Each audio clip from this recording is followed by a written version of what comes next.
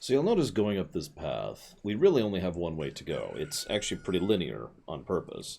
We have a few things we cannot open because they look different, but we can't open them. We can't do anything with them. And the first thing we encounter up here is an enemy that doesn't attack us. They say a beautiful fairy lives on top of Death Mountain. Do you want to see her? Oh, yes, I do. And I want to be terrified for the next several years. Now, I mentioned that because it's their own little way of tutorializing the nature of what Gorons are. Gorons were invented for Ocarina of Time, but would be present in a lot of games hence. Almost all of them, really. In fact, Gorons are one of the only species that survived in the origin story. There are Gorons present during Skyward Sword. No. I hate to put it. Hey, it's dangerous for a little kid like you to come out here. You might fall down.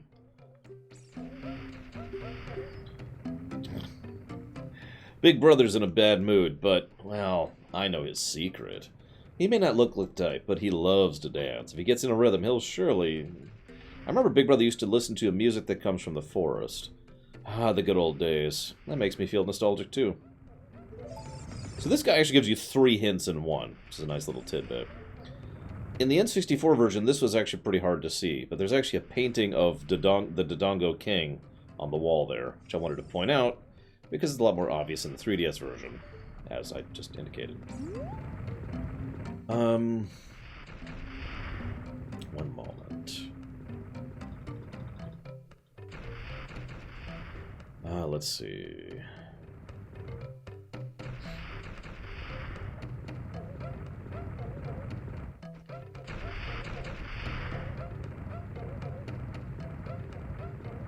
That's what I thought.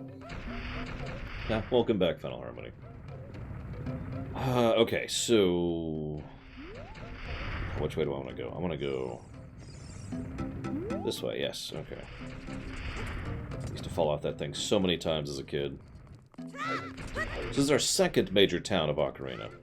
Now, this was actually referenced by a viewer earlier, but it bears repeating. Notice how, once again, the emphasis on the idea of more civilization is being presented in the game. The idea that we have more than just one town in the entire world. In fact, we have 5, I believe, total. Something like that. Hang on. So we have the Kokiri, Kakariko, Castletown, Goron City, and Zora. Yeah, I'm right. There's 5. 5 total cities in the game. Which probably doesn't actually sound like a whole lot, but again, I pointed out because it was a definite shift in focus for the franchise. Good afternoon, Delbach. Hi, everyone. Especially you, Purple Boy.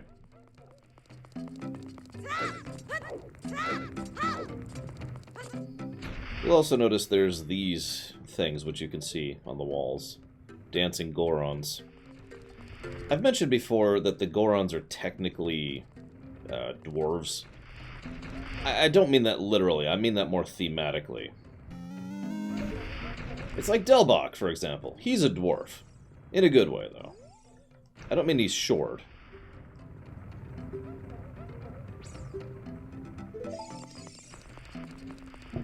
By the way, there's a hint that you should light the fires in his room. Ow! Damn it, thank you very much, Delbach. Much appreciate as always, sir. And if you give me a moment, I will write that down in the apropos category.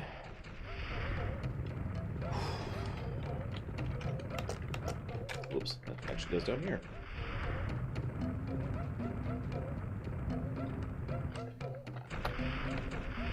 Hi, Braglin. Okay. Oh, wake up. Okay. But yeah, they're just kind of jovial, friendly people who live in the mountains. They eat rocks. They're basically earth elementals or earth spirits, to put it into such terminology. And they just get along with basically everyone. They also, at this point in time, don't actually have a... so, hang on. They actually have a... I hope you're having fun, Bragwin. They have no military to speak of. There we go. That's what I was going to say. Getting distracted here. They will later. Later on, they will learn from their mistakes and develop a form of a military.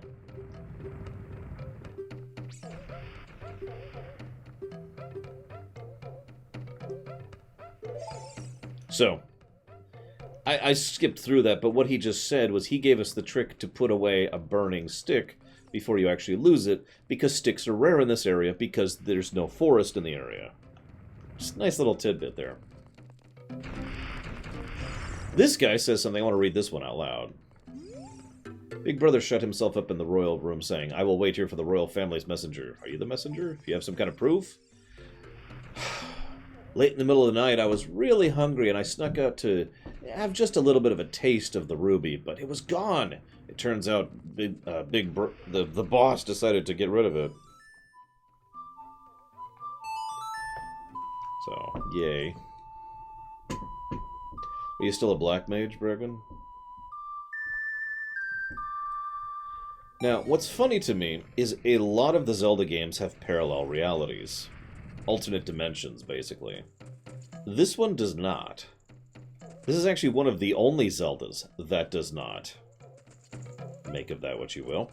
Now, you don't actually have to talk to him first. You could just go ahead and play him the song, but what he says is... What the heck? Who are you? When I heard the song of the royal family, I expected their messenger, but you're just a little kid. Has Darunia, big boss of the Gorons, really lost so much status to be treated like this by his sworn brother, the king? Okay, quick aside. It's worth noting that the Zora, Gerudo, and Gorons all swear fealty to the royal family. I did a little additional looking into the backstory of the Civil War in the book here, that I'm not going to lift up because it's heavy, but, you know, that book. Yeah, turns out that according to multiple sources, including this book and the Hyrule Historia, the Civil War lasted for a very long time. Generations, in fact. Now, I point that out. According to this book, the War of Imprisonment is not actually Ocarina. It happens after Ocarina. To be clear, that's a retcon. That's a full-on retcon. Ocarina was originally intended to be the imprisoning war. And it's only because of the fact that they delved off to do Wind Waker and Twilight Princess that they had to do the whole third timeline shenanigans. For the record, we're not going to really talk about the third timeline much, because honestly, there's not a lot to talk about. It's very self-contained, so we're just going to leave that over there. In fact, Ganondorf is barely even a character in the third timeline. It's just Ganon over there. Anyways, I'm getting off topic. So, the Civil War lasted for generations. And that makes me think even more that the Interloper War and the Civil War actually bled into each other. Given that the Interloper War and the Civil War were both over control over not only Hyrule itself, which is mentioned in the Japanese version of Twilight Princess, but not in the English version, but also control of the Sacred Realm and access to it and the Triforce. So, see you around, Jay. We have two wars happening in roughly the same time frame over the same goal. Yeah, I'm pretty sure that those two events are actually connected, even though they're not officially connected. But I mentioned the multiple timeline thing. You know, we got the World of the Ocean King, we've got Koholint, Termina, Labriana, Holodrum, the Twilight Realm, the Dark World. What I find interesting is most of these are one-shots, with the big exception of the Twilight Realm and the Dark World, both of which peek into other games periodically. Not in a big way. But for example, the Dark World actually comes up in Spirit Tracks, whereas the Twilight Realm actually comes up in Skyward Sword. Just tiny little inferences there that show that, you know, those are actually recurring subdimensions. But anyways, getting back to my point. So the current king of Hyrule is the one in charge. He's the big boss man. And he's got the loyalty of all the other major races in the area. Technically including the Kokiri, but I want to save my discussion about the Kokiri for later. I point this out Because this again paints a picture of the current royal family, the current royal family, the winners of the war, basically only winning because of the fact that they had the backing of the other races. I know that I'm probably getting too political for a game that was mostly designed with a childlike tint towards adventure, but to me that just makes perfect sense.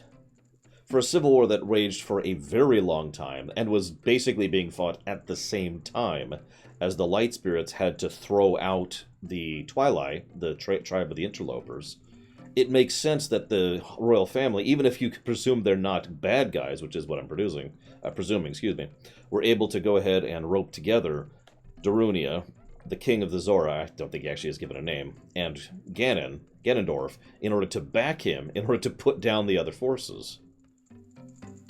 So, that just makes sense to me. But that is all speculation and presumption. Anyways. So, has Darunia, big boss of the Gorons, really lost so much status as to be treated like this by his sworn brother? Which, again, I point out because of the aforementioned point, the king. I'm really angry. Get out of my face. Are you asking why I'm in such a bad mood right now? Ancient creatures have infested Dodongo's Cavern. We have a poor harvest of our special crop bomb flowers, starvation and hunger because of the rock shortage, but this is a Goron problem. Don't need help from strangers. Piss off. Yeah, sure.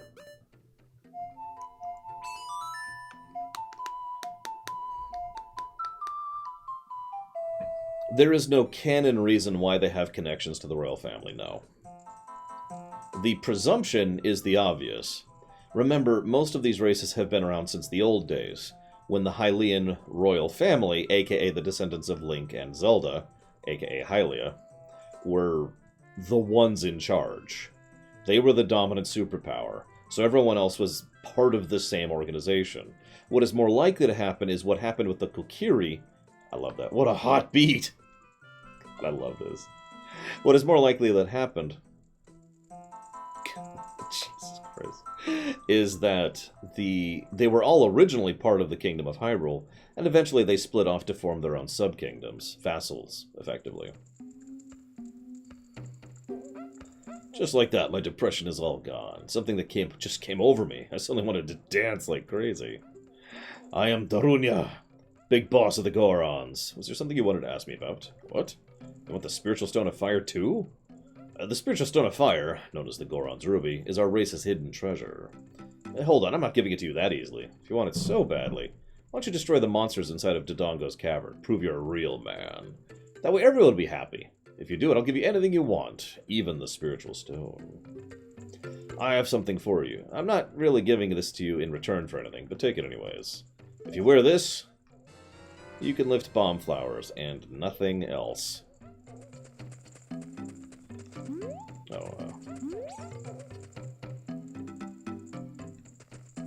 I don't feel like doing the thing right now. Now, how did the royal family survive for generations? I mean, other than the obvious Japanese influences that you yourself just referenced, I suppose I could point out that in this case... I don't want to do that. In this case, the royal family is quite literally magically blooded, thanks to the goddess Hylia. Oh yeah, I forgot to mention something earlier, and I just want to mention this at some point.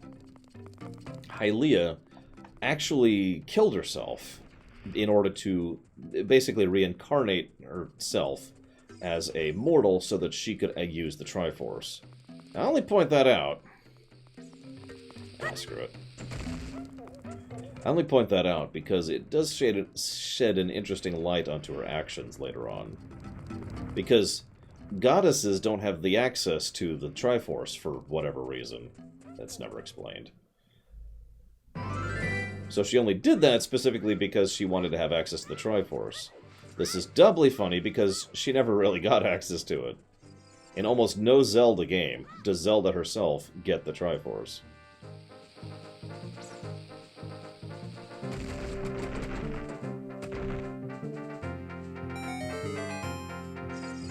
And by all means, ask questions, guys. There's a lot of inconsistent lore, and there's a lot of lore. But there are answers for a lot of questions. I did do as much research as I could before walking into this one. Dungeon number 2. Why does Link wear green? The long and the short of it is the original Link wore green. So all the others do it basically out of, you know, tradition.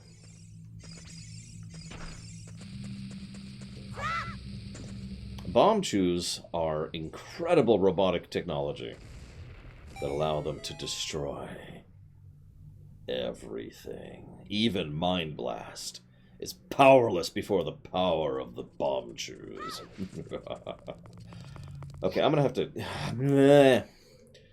to concentrate a little bit here because I can't remember the last time I've done this without speedrunning or doing a randomizer.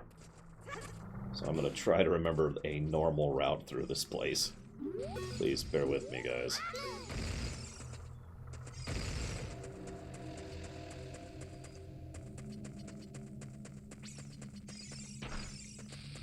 Yeah, I know, right, Max Time? Which we all thought would mean something, but no, it's just cosmetic. It means nothing.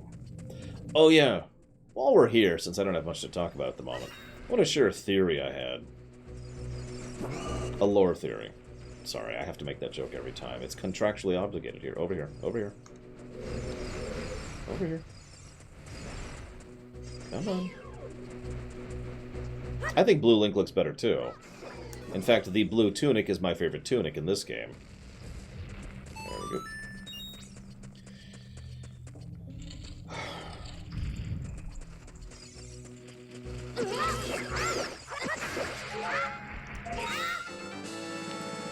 What the? I have camera control during this cutscene. That's weird. Anyways. I have a theory. So, okay. There's Zelda 1, Zelda 2, Zelda LTTP, and Link's Awakening. All of those are loosely connected. I'd go so far as to say decently, moderately connected to each other. No, this is the 5th Zelda game, Glorious Barbarian. God dang it. Hang on. Oh! Okay. Thank you, Mind Blast. I'm glad you liked it. I owe it to Platy for the fact that I made it at all, though.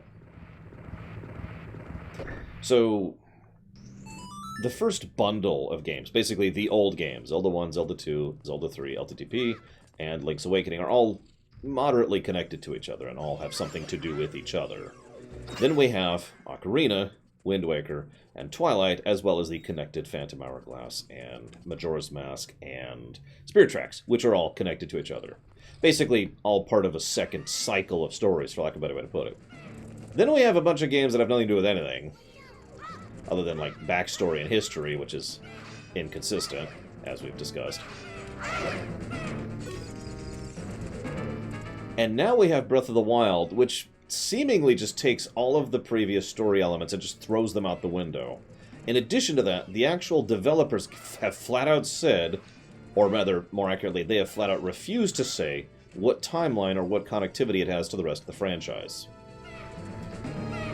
Even the whole, oh, it's 10,000 years in the future and therefore it's a merged timeline thing, is something that was only vaguely referenced and might not actually be canon. In short, what I think is happening is they're starting a new story bundle. Just like the first two. And we'll see how that goes with Breath of the Wild 2, whenever that comes out. There's faster ways to do that fight, by the way, but what I just did is probably the safest way. No, Link will never grow up. He is a Toys R Us kid.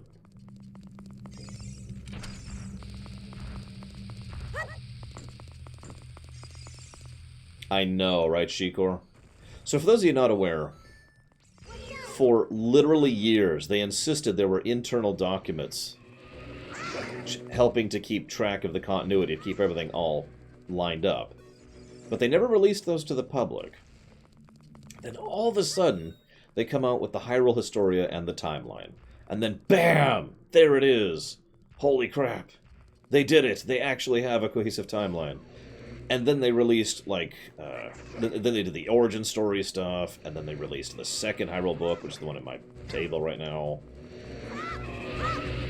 And basically, they made several efforts to be like, yes, no, look, it's a codified story. And then Breath of the Wild came out, I was like, yeah, no, there's no codified story. It's all thrown out the window.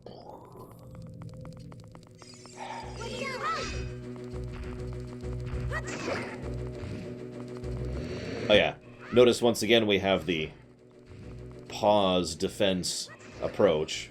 Berserkering quite literally doesn't work on a lot of these enemies. There we go. As I mentioned earlier, a lot of these early dungeons and dungeon encounters all are pretty generous with drops. Oop, I missed. Ah, whoops. Hang on. Getting ahead of myself here.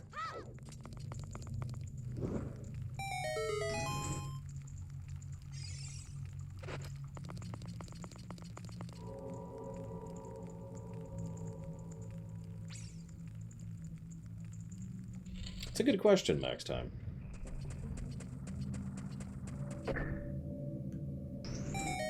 Theoretically, yeah.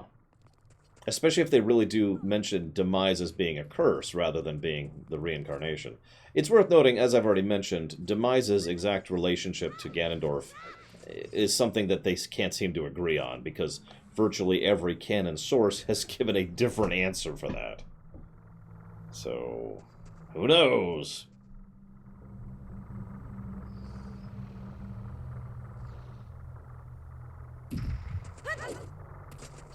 Honestly, that wouldn't even surprise me, Sariah.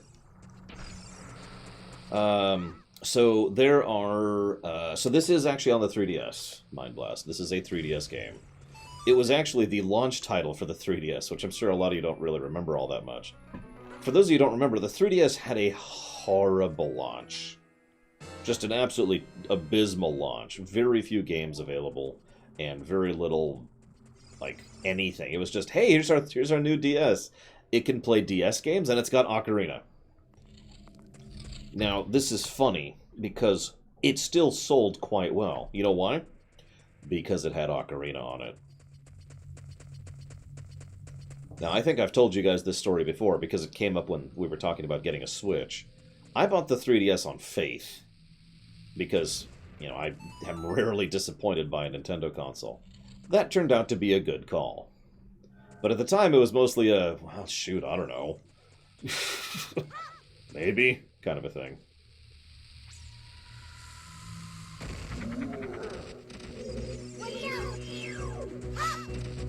So, Armos are in this game. Of course. Oh my god, they're immune to all my attacks. Notice, I hate to keep pointing out good game design. But you'll notice how the enemies which cannot be attacked by anything but a slow-moving obstacle, rather than making it a huge and colossal pain to hit, is actually pretty easy to hit, mostly because of the fact that they have definitive pause points. And in fact, they even have a reset, which he just did. Now, yes, I know I'm screwing up. It's my own fault. I should be looking down here rather than looking up there.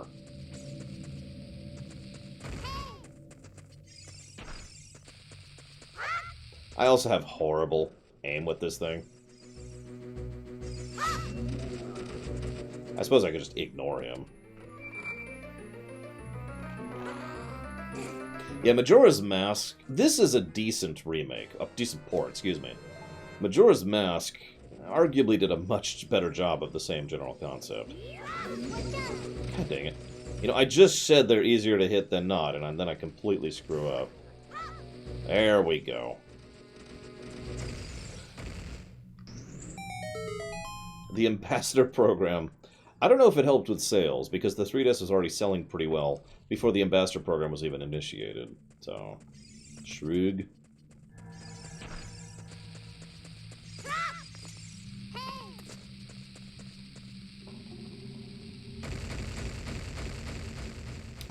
No. The game you're looking at is only available on the 3DS. Now, you can also procure a copy of the original Ocarina of Time on the N64 and the GameCube. But that's it. For some reason, the most popular Zelda game ever has not been ported to one of the best-selling Nintendo consoles of all time.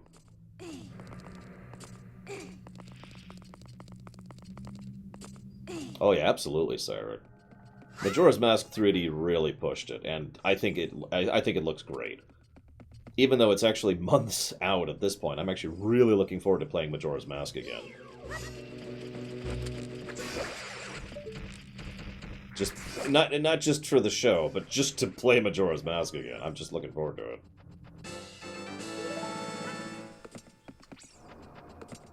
Was being the operative word. To my knowledge, since the Wii Shop has been shut down, those games are invalid as of this point.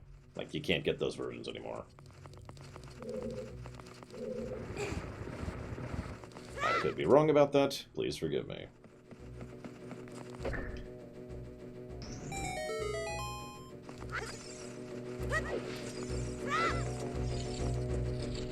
Only you can answer that question, Tesla. Only you. Oh yeah, so this is the first time enemies will light you on fire. On the off chance you still have your wooden shield, it will burn, and you will lose it. Now you can procure a new one with rupees, that's why it's vendorable.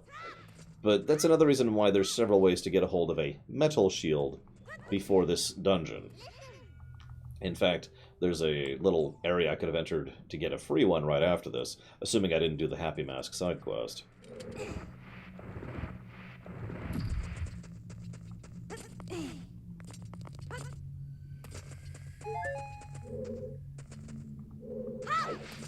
Oh yeah, that's actually a good Navi interrupt, I should mention that.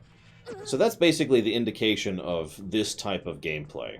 This is something they'll do later on the approach to the Forest Temple. Jesus Christ. Apparently I suck. Who knew? There we go.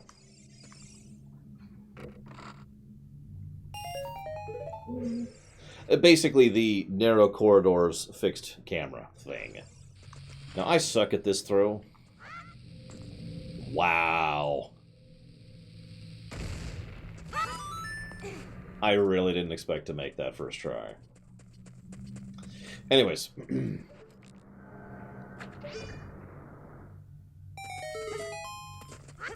I really didn't. Holy crap.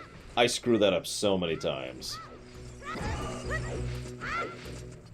Now, I was actually rolling with purpose there. I have to get through there quickly because of the exploding Dodongo babies. By the way, fun fact, we encounter 3 different types of Dodongos in this dungeon. Babies, adults, and the king. Just a side note there.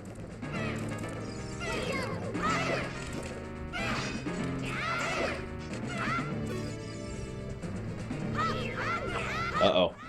There's a bug I don't see very often.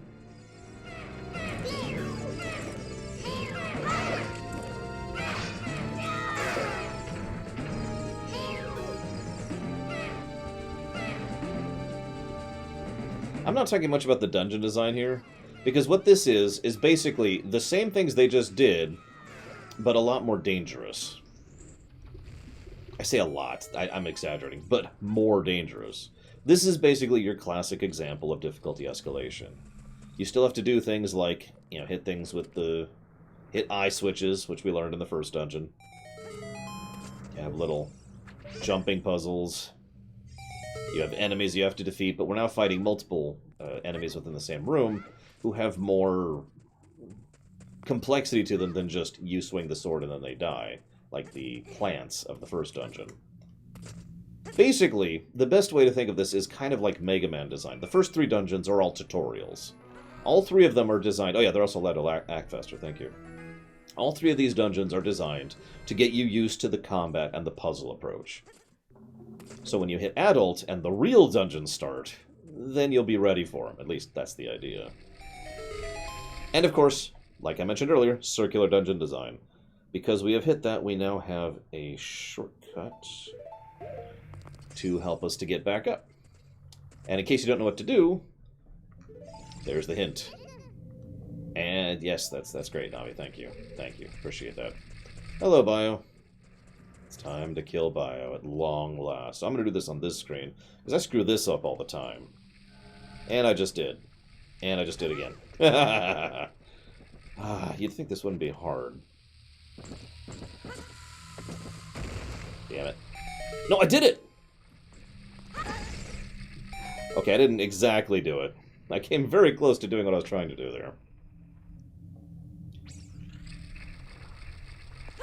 The idea was to fall during a cutscene. You actually cannot take falling damage during a cutscene. Which is what I was going for.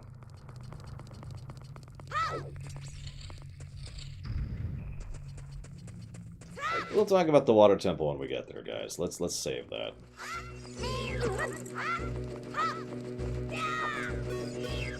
You know what? I just really want you to die. So die you shall.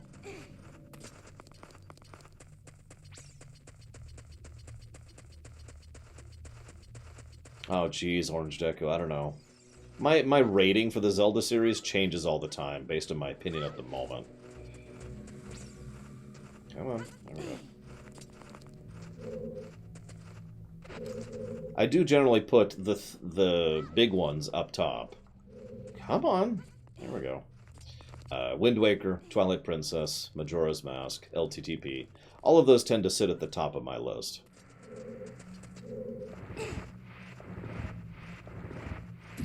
So I'm going to go ahead and do this. No, Supreme Book. I hate new Zelda games, and even though viewers have donated money for me to play that game, I've decided just to tell them no, just out of pure spite.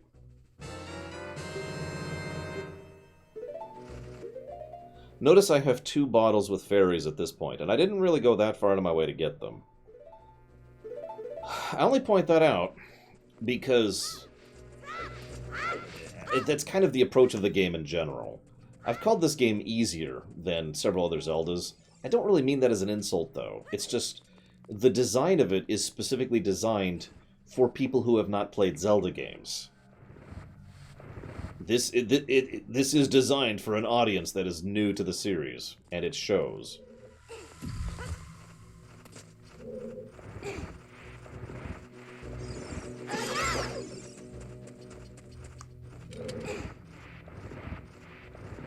No, I suck at this game, Tesla. See?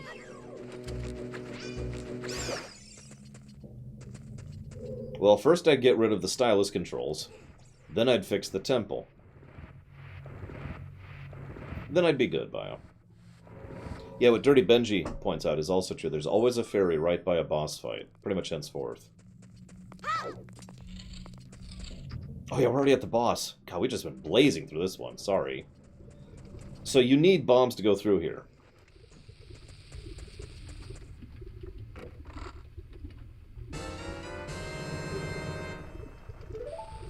Good design.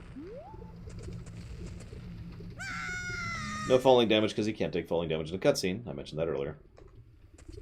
Anyone who played Zelda 1... Okay, hang on. First of all, this is a cool scene. Remember how I mentioned a lot of the camera angles as your child are trying to emphasize how small and insignificant you are? This is a good example of that. And then the camera switches and is now looking up to look at the boss. It's not even actually that big of a boss. It's just a clever camera trick. I think it works well. Now, I've said before I don't want to do infinite sword glitch, so we're going to take a few cycles to do this one here.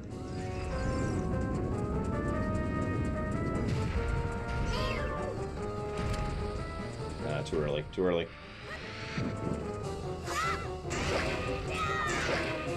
I mean, I would too, Tesla.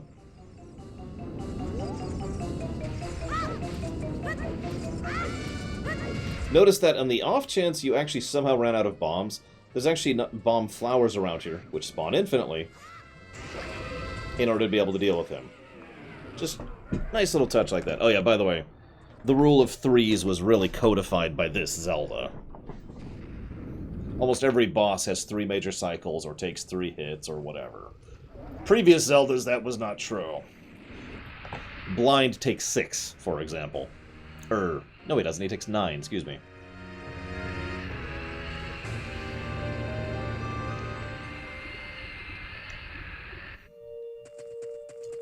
So, hearts.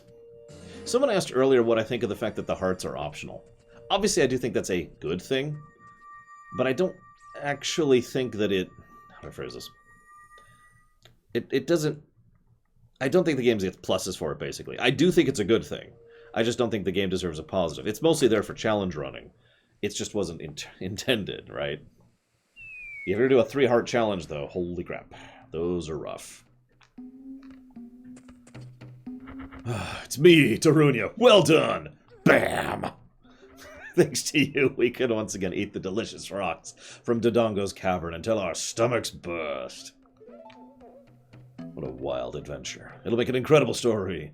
Can't believe Dodongo suddenly appeared in such great numbers. And that big rock blocking the cave. All this trouble must have been caused by that Gerudo thief, Ganondorf. He said, "Give me the spiritual stone. Only then will I open the cave for you."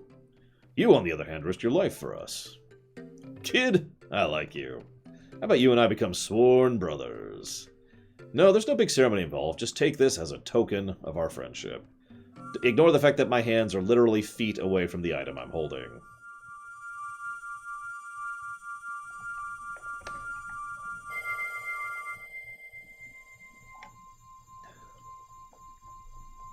How are you holding that? This cutscene's hysterical as an adult, by the way.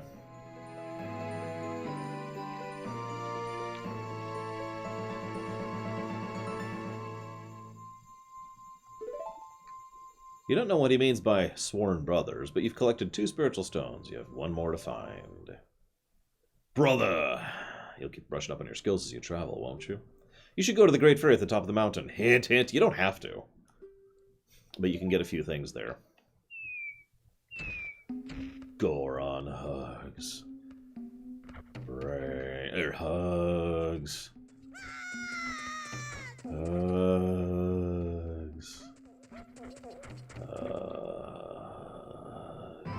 Okay, we're done. So we're going to do a couple more side things before we progress. Starting with another thing that I screw up all the time. While we're on the subject of screw-ups and being terrible at video games. I'm going to look down here for this one.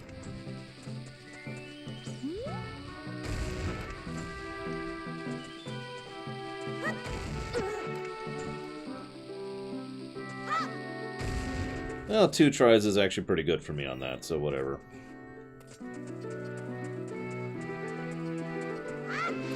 Hulkmania, brother.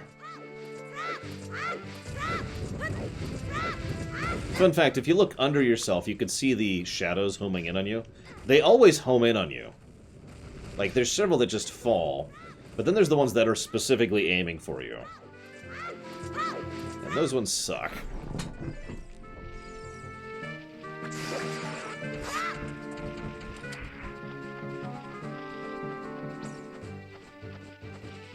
Hello, Castor.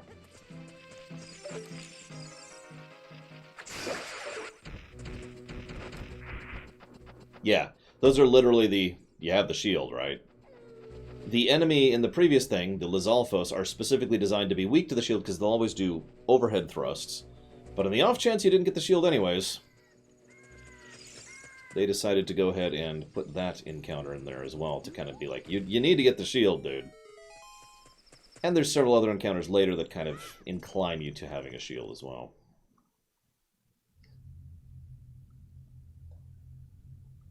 We're just here for a quick thing. No, the Gorons come from the Gorons in Skyward Sword, Tesla. They are hinted at being one of the original races.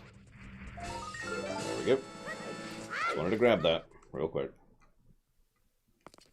The HUD is on the bottom screen, which, for various reasons, we're not streaming. To put simply, excuse me. Don't mistake me, I'd love to show it if I could, but it's not a viable thing, and that's just the simplest way to put that. What? Fat fingering.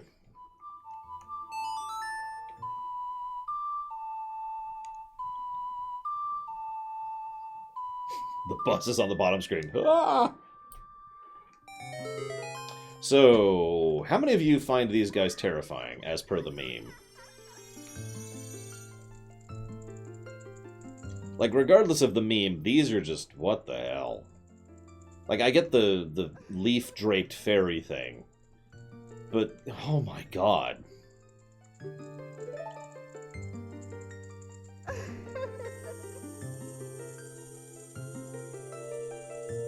What's funny is the fairies are almost always creepy in some way or another in the Zelda franchise. Seriously. Like, wait till you see the Wind Waker fairies. So, this is a cool attack that we will basically never need. But... she also tells you where to get Din's Fire, which is an extremely useful spell. But the important part is she unlocks magic. Now, this may sound like a strange thing, but in Link to the Past and Zelda 2, you didn't need to unlock magic. You just had it. The only question was how much. In this game, unlocking magic is like getting an item, like the gloves or the hookshot or whatever. The only reason I really know that distinction is because randomizers. It's entirely possible in a randomizer of Ocarina to get, plenty of magic spells and not be able to use them because you literally have not unlocked the magic bar yet. It looks like you've grown up a little bit from the Great Fairy's power. But you still don't really look like the hero who will save Hyrule. At least not yet. If you're going back down the mountain, I can lend you a wing. Okay. Come on. There we go. This is cool.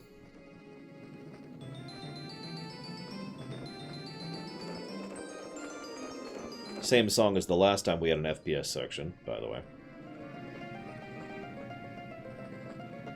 It's funny, looking back, this is so unimpressive. And yet at the same time, this was such a big deal. God. Okay, where am I? I need to go this way. I need to be very careful here. Very careful. There we go. Because I want this heart piece.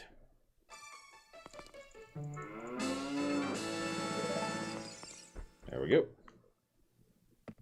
Yeah, this is usually the first heart piece you get if you're playing the game for the first time or you didn't actually know what you were doing. We're not actually hitting the Gold Skulltula place yet, by the way. We'll be hitting there when we have 14 more Skulltulas, which I'm going to try and get. I don't want to do that yet, and I don't want to do that yet. So yeah, I guess we'll just progress with the story. I guess. If we have to. Whoops. Oh god, I'm rolling again. Sorry.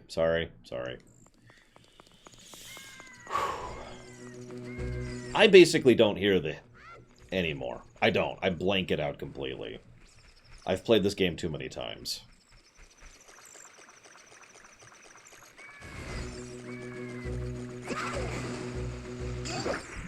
So that's actually irritating. There we go.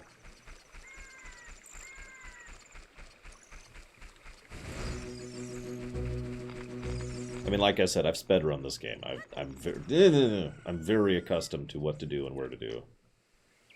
Although I'm still going to screw up the water palace. You frickin' watch. Or the water temple. Okay, hang on. I want to do this. Almost. Looks like you've already gotten bigger and stronger. Just ahead lies Zora's domain.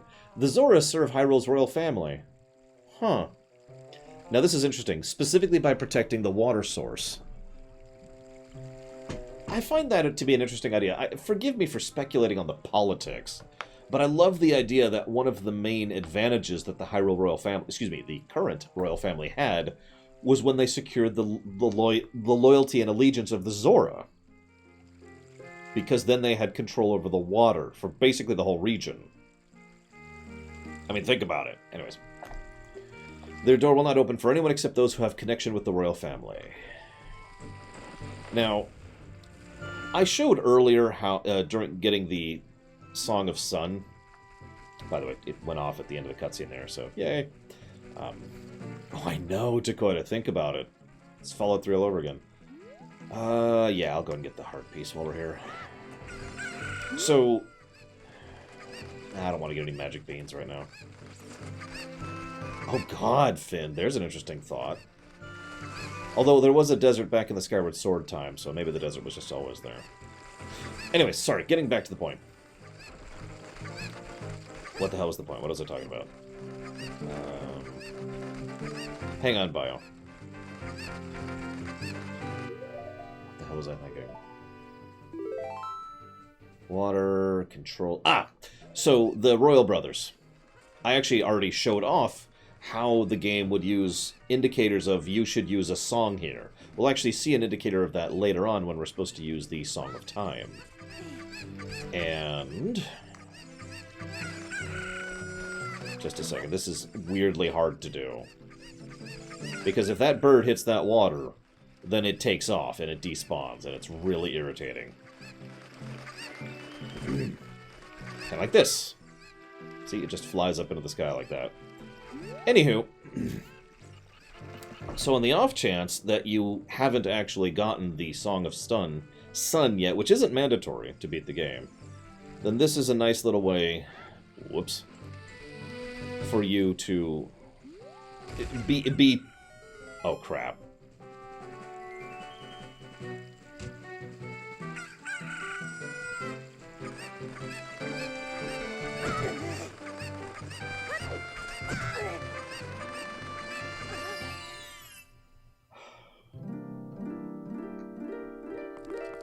As I was saying, a nice... well, it's not a nice way, but it is a way to basically shove into your face, this is exactly how you're supposed to deal with using the song, the royal song on the little Triforce indicator. Just for that, you're my slave now, boy.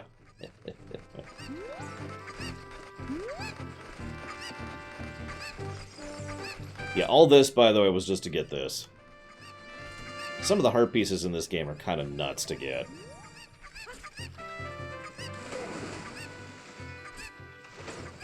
Ah, if only, Tesla. If only there was some kind of Kuko warrior in Hyrule Warriors.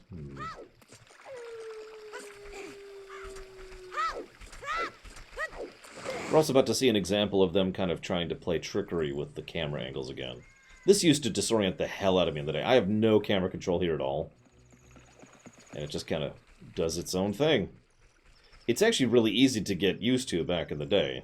Or, excuse me, once you know what you're doing. Sorry, let me use my correct terminology. Because all you have to do is... where is it? All you have to do is hold up. There it is.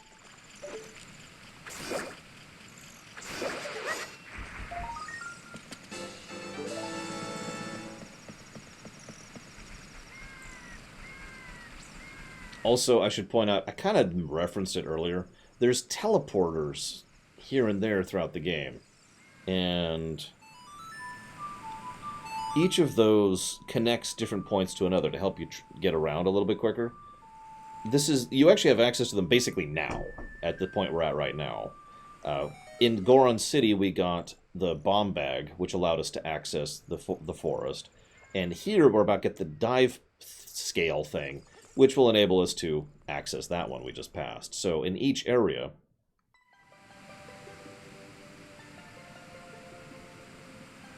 we get something to help us connect back to the forest. Now you might be thinking, why the forest? Well, the reason is because anytime you save and quit in this game, at this point, you go back to the forest. That's your default starting point. If you're an adult, you go back to the Temple of Time. If you're a child, you go back to the forest. So it makes a degree of sense to allow everything to connect there.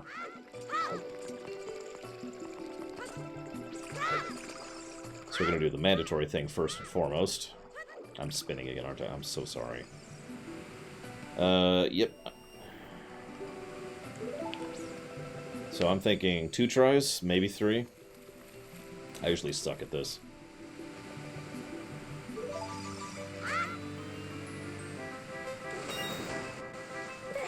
No, I do not, Bio.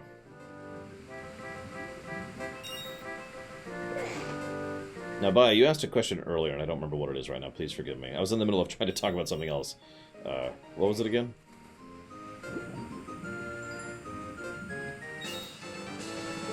Never mind.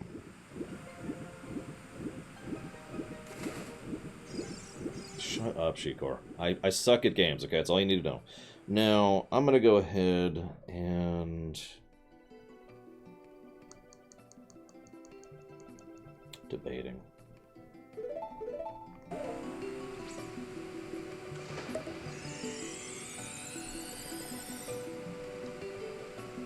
I like this song. This is how you catch fish, right? There we go.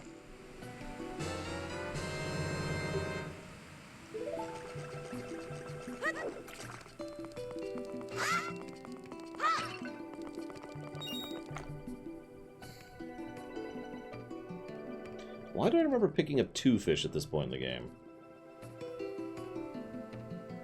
Yeah, you're right, I should, Dirty Benji. You're absolutely right.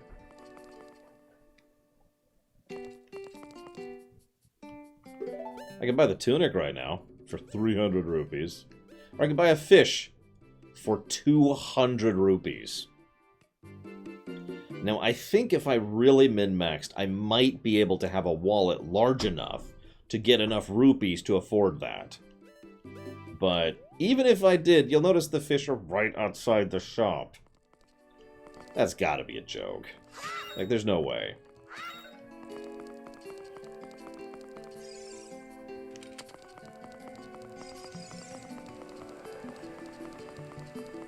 I mean, this game has a weird sense of humor in general, so I'm thinking it's part of that.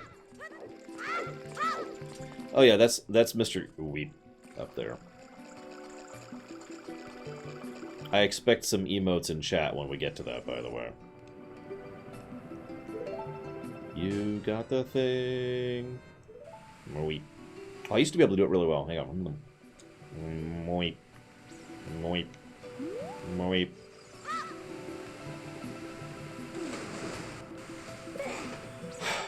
So, I'm sorry, I'm just automatically doing the game. I apologize. So you can talk to people. Who are you? We're the Zoras. You say you have some connection with the royal family. What do you want from us? Weep. We're good at diving. How about you? You want to be a master diver? Try the diving game at the top of the waterfall. And if you're floating around... Now, it's a little harder to see in the N64 version, but you see that door down there? That's basically the goal. It's there pretty much deliberately to make it so that you can't reach it. Now, if I'm not mistaken, it is possible to reach under normal circumstances without getting the scale, although it's not easy to do. You are supposed to get the scale to get in there.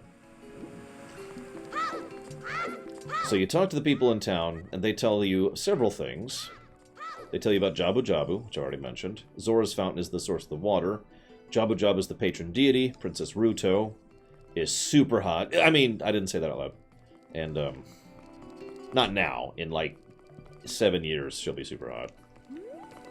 At least that's what DeviantArt has taught me. I'm sorry, I should stop joking about this. So... Is that it? I think that's actually it. You could talk... So, let's talk to the king. Hang on, let's go talk to the king. Oh, yes, I should talk about the Zora in general. The Zora were originally just another random enemy in the old Zelda games. That's true in Zelda 1, Zelda 2, Zelda 3. It is actually officially stated that Ritos evolved from Zoras. I was actually checking this earlier, just to see if it was officially stated. Give me a second, I'll pull up the page. Give me a moment. There's the Sheikah. No help there. Gorons, we already talked about them. Here we go.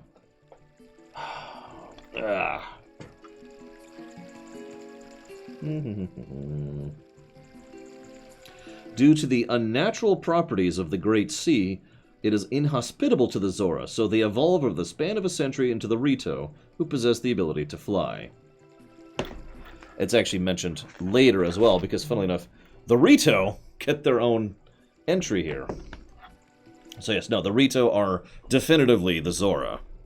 This is funny, because the Gorons are the Gorons in Wind Waker.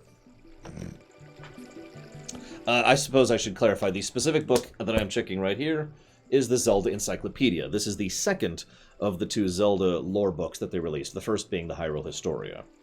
The Hyrule Historia disagrees with this book on a couple points, as I think I've already referenced. And the games. Anyways. So what's up, dude? Hey, Eric.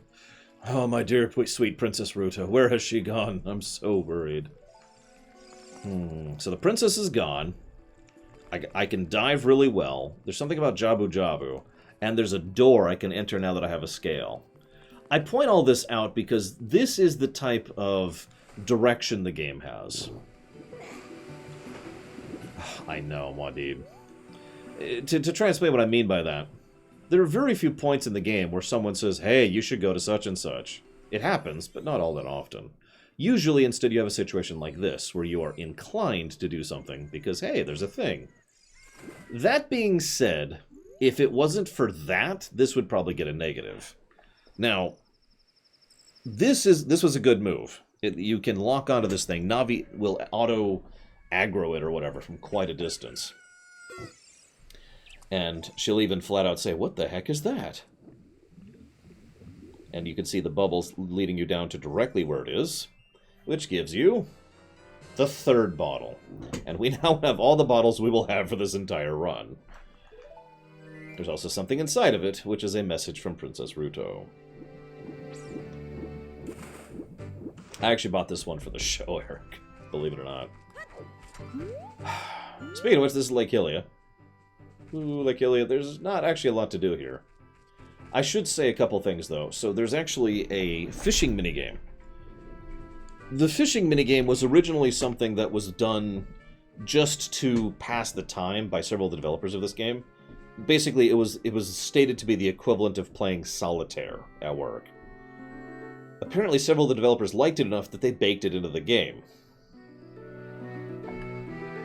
So I guess we could call that the Gwent of this game. We are totally not going to fish. Screw fishing in this game. The only reason to fish, really, is to get the gold scale, which is only useful for one thing anyways, or to get a heart piece, and that's it.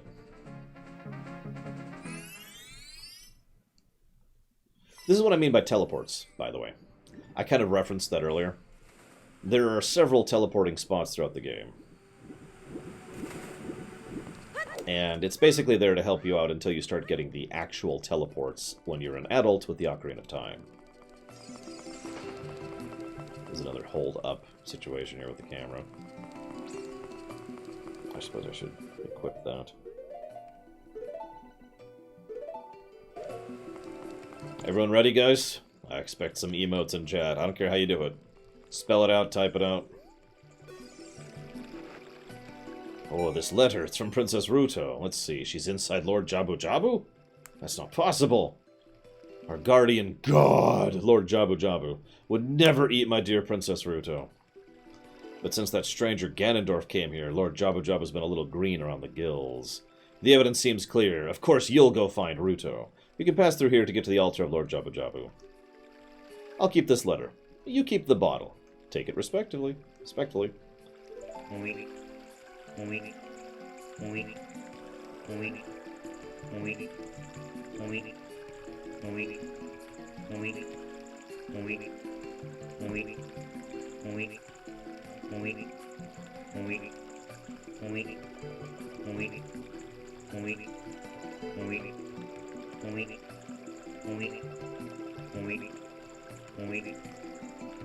Fun fact, this is actually sped up for this version of the game. Seriously.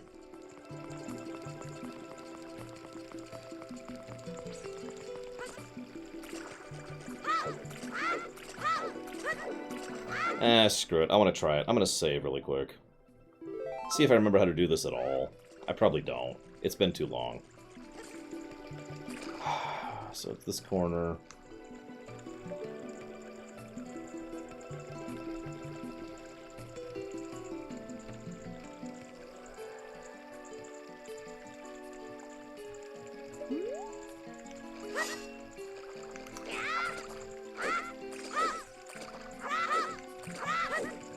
I think I got the angle wrong.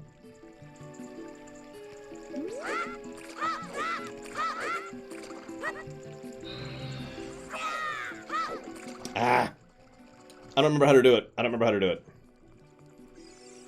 Sorry, guys. I used to know it. I can prove this because I used to stream me skipping him, which skips a huge chunk of this. Hi, hateful jerk. Probably not Tesla. Speaking of speed strats, I've never managed this one.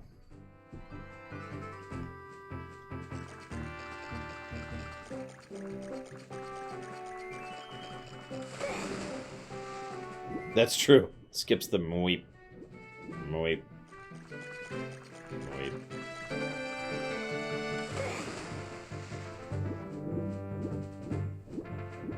God, the water's so much clearer on the 3DS version. I can almost never see through it on the N64 version.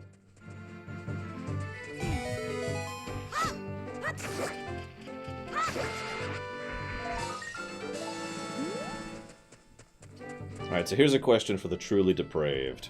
I'm kidding. If you had to decide who Link ends up with in this timeline, who does he end up with?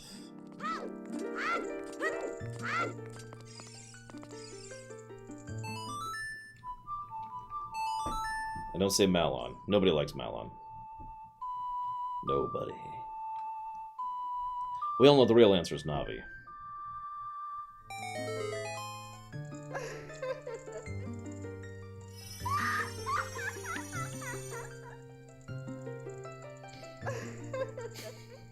God, that's terrifying. He ends up with this fairy.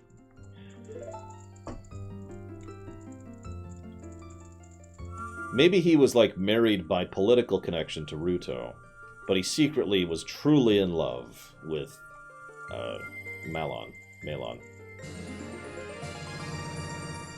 This is the most useless spell in the game. I'm kidding. Although at the same time, I can't even remember the first time I played this game and actually used that spell. I almost never use that spell.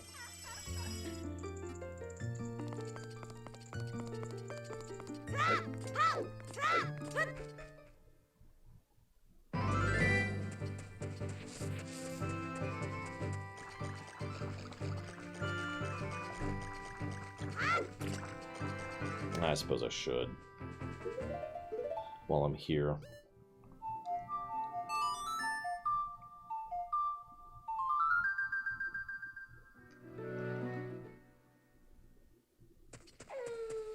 Notice that any area in which time is frozen, it has to actually reload the entire zone. I always find that amusing, personally. It basically means they have to... The zones only have two states, night and dark. Oh, I need the boomerang for that one, don't I? That's okay, it'll be that way when I come out. She has a scary laugh. So we've actually already gotten the hint here earlier.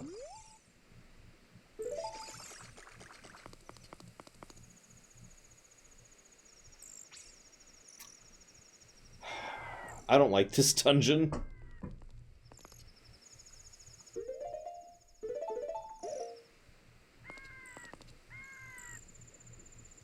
Yes, Hourglass, you have my permission.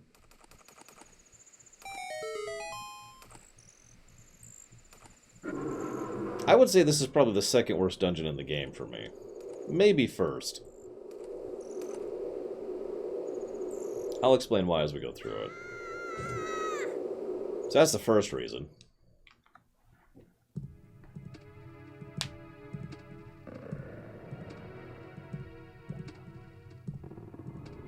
And Jabu-Jabu just suddenly grows several dozen sizes as we're inside him. Who knew that Jabu-Jabu was secretly a TARDIS? Yeah, it's even worse in this version.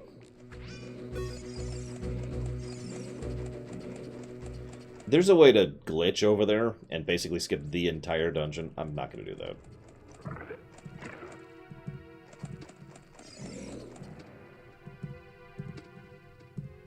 I will give the music credit for sounding kind of like a heartbeat, but basically just being drums. So there's Ruto.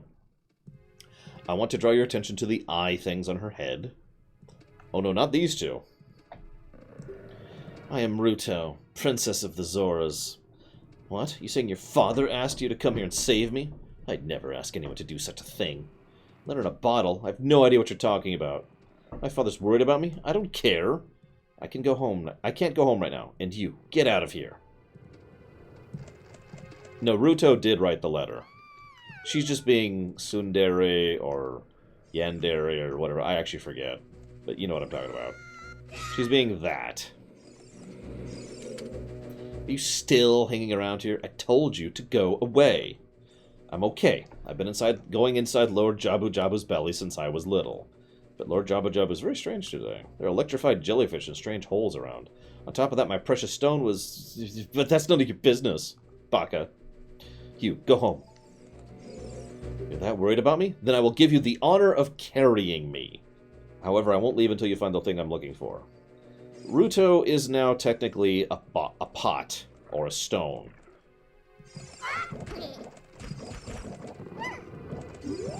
Seriously. Okay, my aim is terrible today.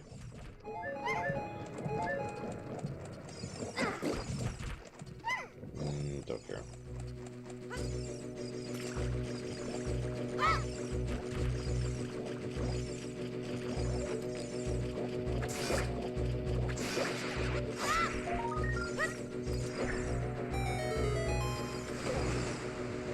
Hang on, Tesla. Give me a second.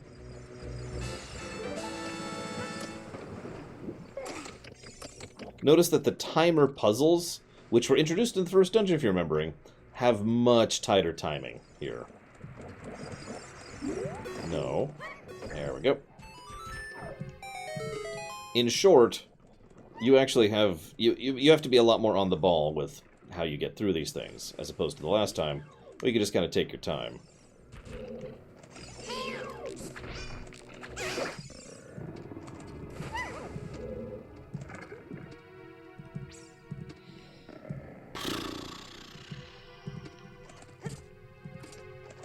So a yandere, or yandere, would be, Sariah.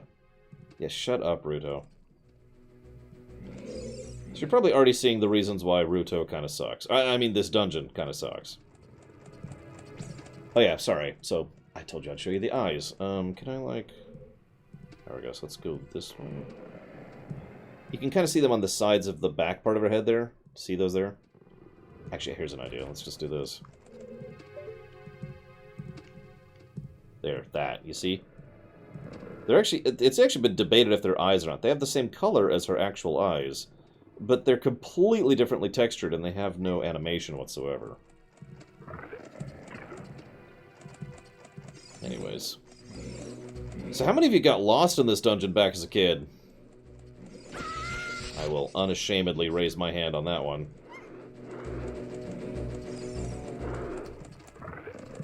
You're supposed to do this place in a very specific order, and if you don't, it's pretty easy to get turned around.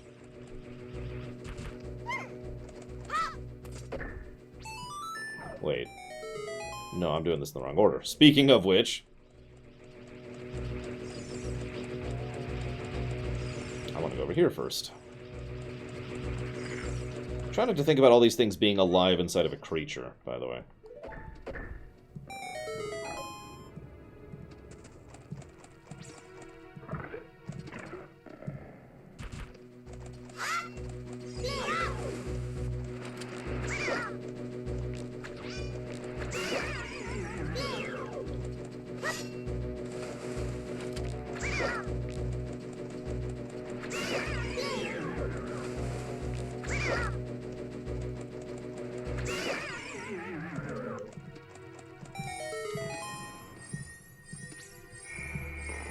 Yeah, if you do something wrong and lose Ruto, she has definitive reset points.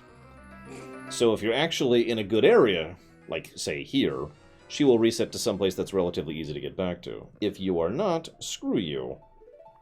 So we just got the boomerang. Basically the complete and utter replacement for the slingshot. Oh, don't mistake me, we'll still use the slingshot for a couple things henceforth. But the boomerang is an upgrade in almost every way. Among other things, the boomerang does real damage, and can do damage to a lot of enemies that the slingshot cannot.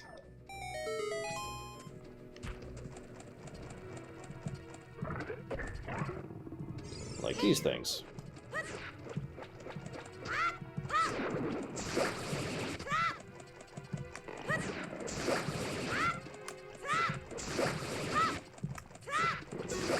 Basically, every enemy in this entire dungeon is weak to the boomerang. Which is, again, a very Zelda thing going forward.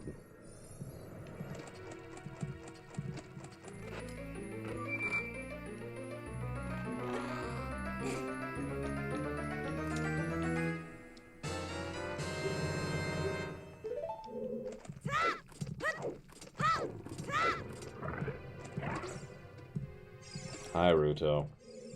How inconsiderate. How could you leave me behind? If you're a man, act like one. Take responsibility. Now let me just sit my ass down here on the floor.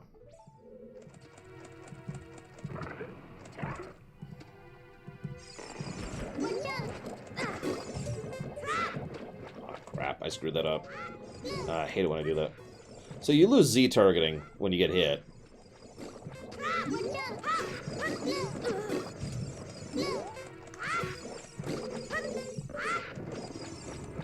Nope.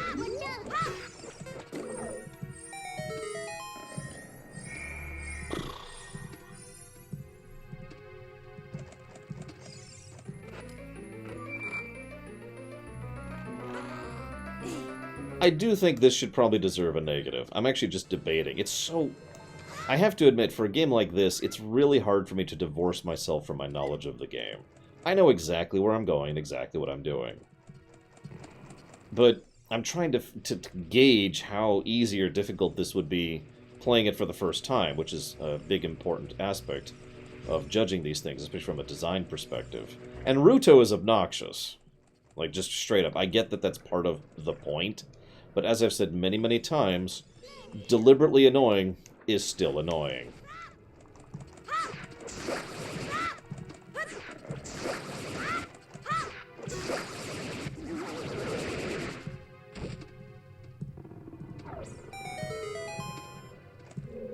Oops.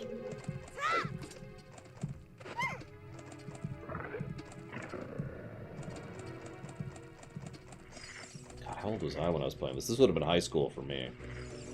So I guess 14-ish, 15, something like that. What year did this come out?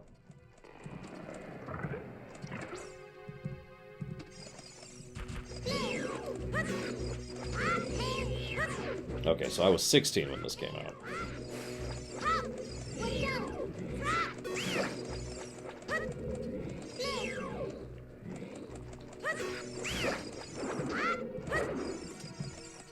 Let's try that again. Come on. There you go.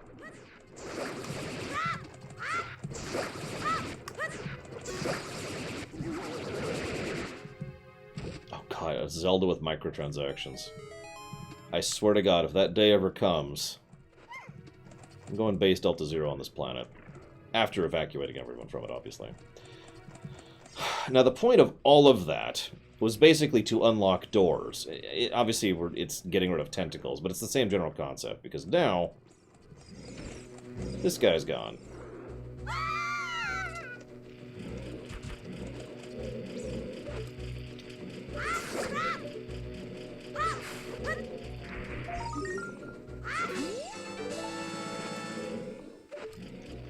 Two of the easiest Skulltulas in the game here. I had to say that, didn't I? I had to. Alright, let's do this from actually looking at the game. There we go.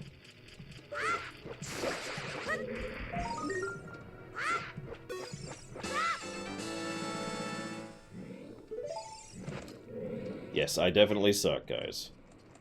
Yeah, you can't actually target gold Skulltulas in any manner, not until they're actually defeated. That's pretty much deliberately part of the point of their design. It makes several of the later ones more difficult to procure. For no reason, let's get a save in, just in case, because I've screwed this boss up before.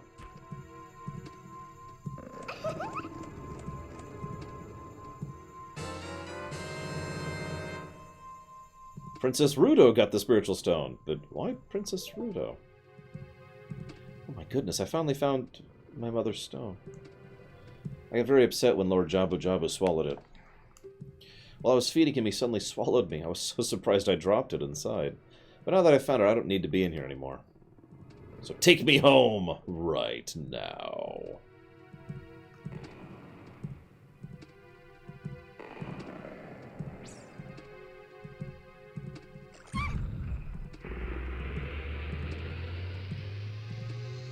Utterly unexplained. And mini-boss time. There's a little bit of randomness to this, but it's mostly about how much I suck.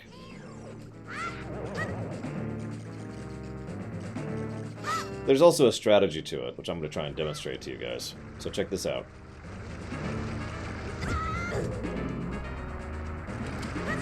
If you get hit, he always turns around.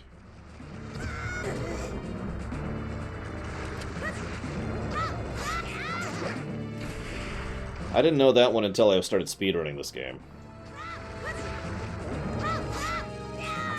Speeds it up a lot.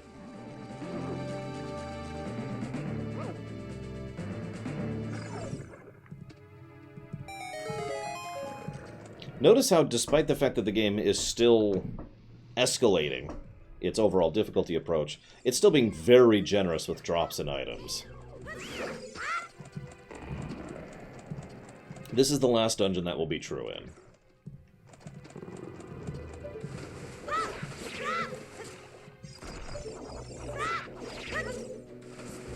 Damn it. No. Oh my god. I didn't screw that up as completely as I could have, but I came close. I know, right, Shikor? It's just ridiculous, really.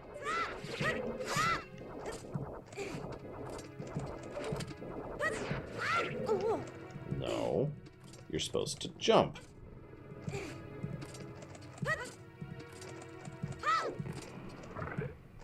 I don't know, Hourglass. Right. Don't think about it. Don't think about the fact that this is chunks of flesh inside something's body. Don't think about it. Nah. You're thinking about it. You're thinking about it.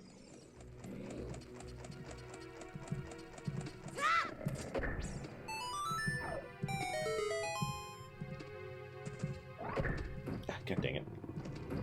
There we go.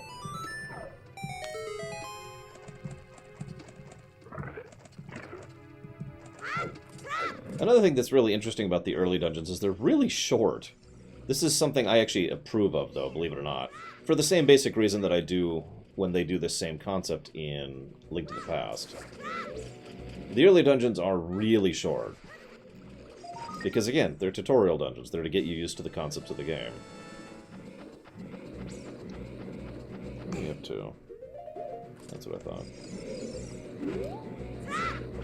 Fair, Shikor. Fair. It is possible to get that without doing what I just did. I have never actually succeeded at it. That is a hell of a trick that I have never accomplished. And boss time.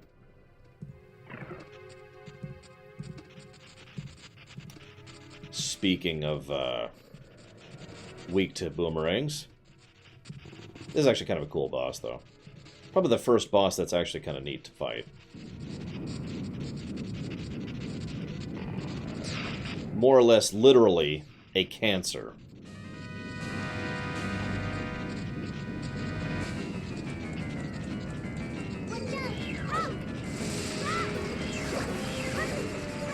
No.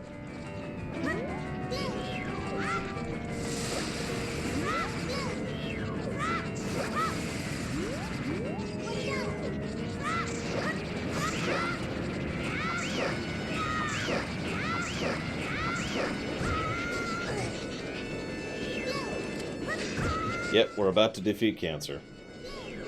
Now, if you're paying attention to get into the lore running of this game a little bit more, you'll notice that this is 3 times now. Well, that's slightly inaccurate. This is 2 times now that Ganondorf has gone out of his way to curse something by putting a living manifestation of that curse inside of it. Now, I only point that out because that's actually one of the only points of this that connects to the Malice over in Breath of the Wild, which is a biological manifestation of a curse.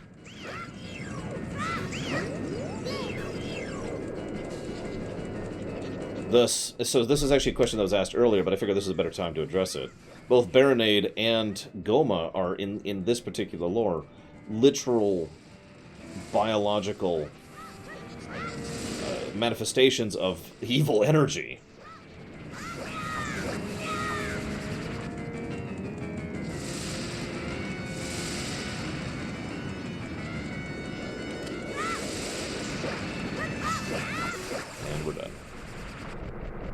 It also has one of the coolest death animations of the bosses, in my opinion. Literally becomes overwhelmed with its own cancerous energy and just...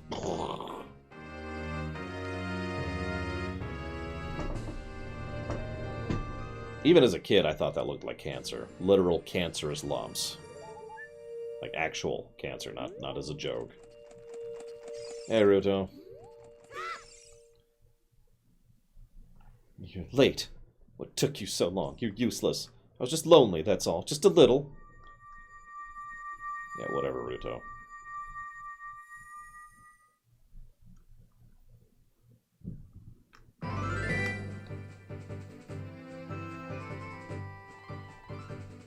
Ah!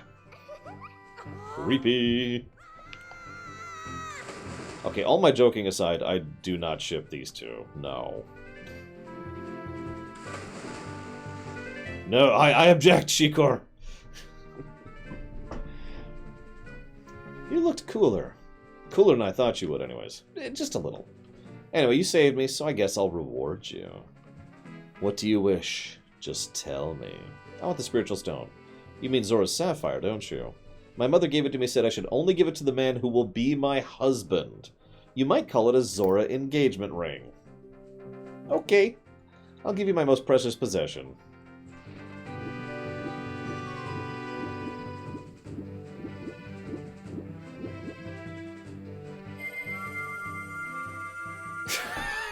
That would actually be funny, Brakeman.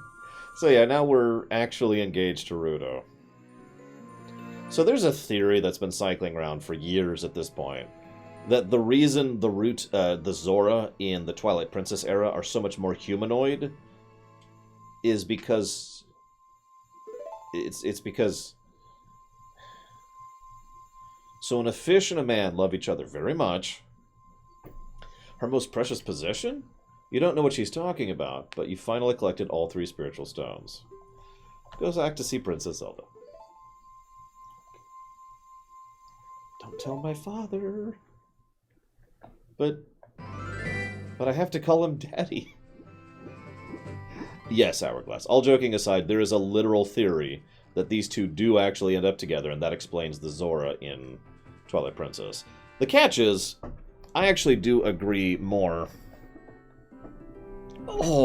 with the idea that he ends up with Malon just because of the rancher nature of his existence in the future. So there's one piece of evidence for Malon, and one piece of evidence for Ruto. Take your pick.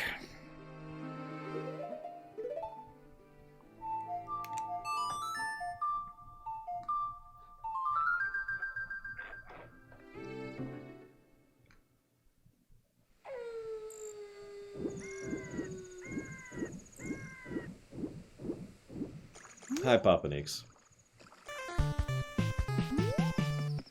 Hello, Kingsfold. Kingsfold, be honest. You want him to end up with Ruto, don't you? I knew it.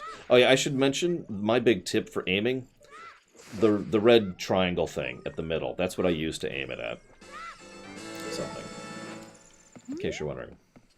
I'm one of those people who has always believed that they're dead. They either die or are dead in the future. That's why I don't even mention Sariah. Oh yeah, I should mention... Well, I'll save that for when we get to the Forest Temple. Now, thank you very, very much, Kingsfold. I got a lot of cables with my 3DS here. Thank you very much for the sub. Much appreciated as always, sir. Yeah, we're going to hit the Forest Temple pretty quick. This isn't actually all that long of a game. Which is good, because the next 2 are very long. And so noted for Link's Awakening. Okay. Nope. You'll see what Ruto looks like when she grows up. I'm trying to think. Do I want to do that? Give me just a second. I did that. I did that. It's good, because I'm going to need that in a second. I did that. I haven't done that. I should go do that. I'm going to do one more side thing before we advance to the future.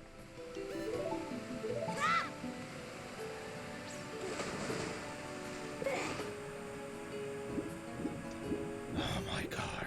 I love Wind Waker, but the map thing and the tingle thing has dragged it down from my #1 spot for years. There's a reason that even though I list it amongst my favorites, when I list my absolute favorite, Wind Waker is usually not on the list. No, no, no, no, no. Come back, come back. Okay, we're back, we're back. No, come back! I wonder. Let's move this over here. You mean specifically the Ocarina setting, Star Wars? Yeah, I'd love to play a game set during the Civil War. That sounds awesome to me. Oh, Wind Waker's good, don't mistake me. It's just, getting all those maps and getting to those Triforce pieces is not super fun. Whoops. Oh, jeez.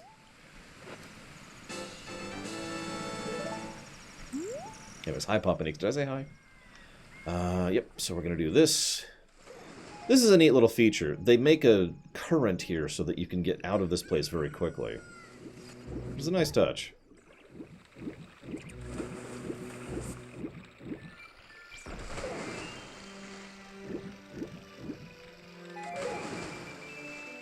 Yes, I'll be playing the Wii U version of both. Much easier to stream. And I have a little story associated with that, too.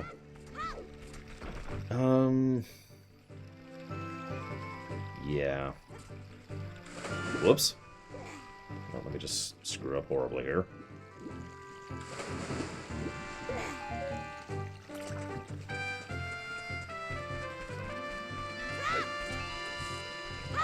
That's actually pretty cool, Papa Nix. Oh, right. I didn't get this one earlier. Yeah, if these games were out on the Switch, I would be such a happy man. No joke.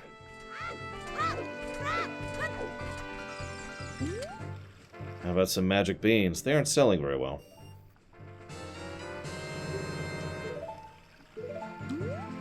How about some magic beans? They're not that popular yet.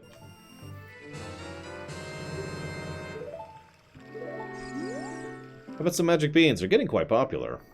Each time they're 10 rupees more. And that's actually as far as we can go at the moment. Although, if I get a little bit of good luck here, I can go one further step.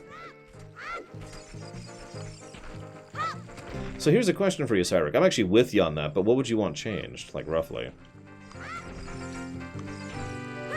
Other than, you know, getting rid of Ruto. I mean... Oh, Skyward Sword. The game that should be good. And isn't.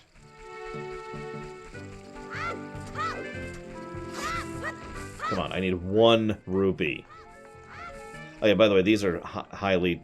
So in almost every case where there's grass or rocks or whatever, the drop rate is specifically designed in that area to drop things that you are likely to need at the point in the game you're at. So, that's why those grass were dropping bombs just now.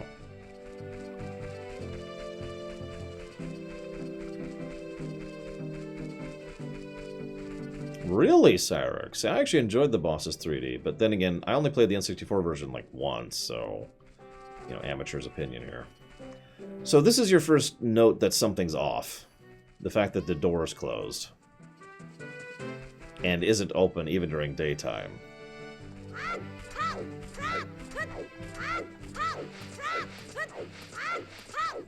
You notice that actually changes the lighting completely, too. No, Hourglass. We already accidentally aggroed them earlier.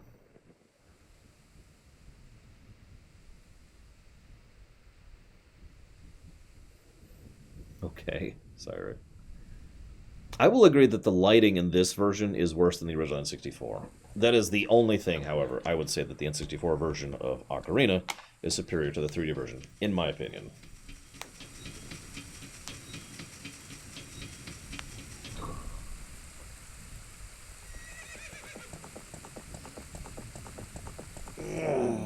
No.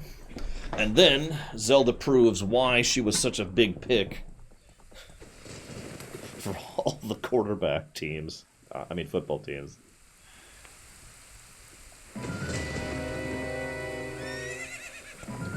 Now, this was Ganondorf making his move, and Impa saw that it was coming, and Ganondorf decided he didn't give enough of a damn, so he decided to go back to a conquering. Ugh, lost her. You, over there, little kid. You must have seen a white horse gallop past now. Which way did it go? Answer me!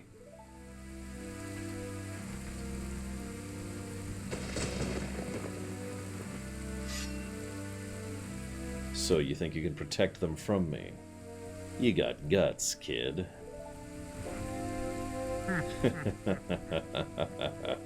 You want a piece of me? Very funny. I like your attitude.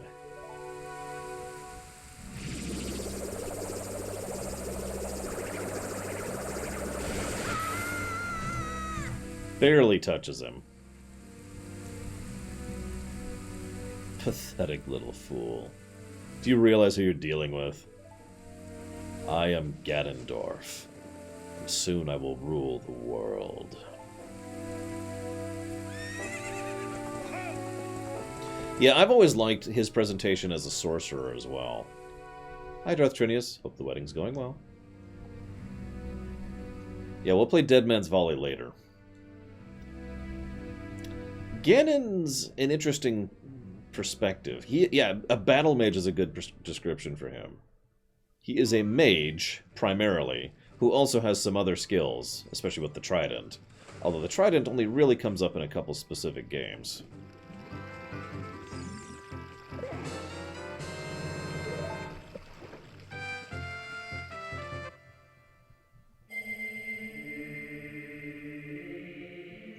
Link, can you hear me? It's me, Zelda. Yeah, his swordman stuff is funny because it only comes up in 2 games. The other 2 will be playing for those. Link, when you hold this ocarina in your hand, I won't be around anymore. I wanted to wait for you, but I couldn't delay any longer. At least I could leave you the ocarina and this melody. The Song of Time. I mentioned earlier the theory that Hylia, that is to say Zelda, is the goddess of time. The general idea is basically that she is the goddess of time and doesn't know it. In short, that this is kind of a vague sort of either an alter ego, or it only shows up when it needs to, or it's the fate kind of a thing, or however you want to think of that. Considering that multiple times she does intersect with us in a way that is specific to time, including just now and at the end of this game, I could see the logic there.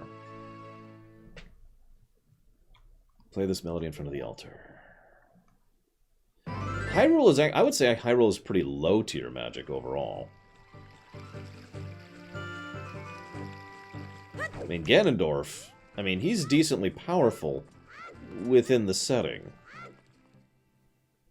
Alright, so you know I'm going to show it off. You know I am. How many of you had never seen this guy before until you read about it online?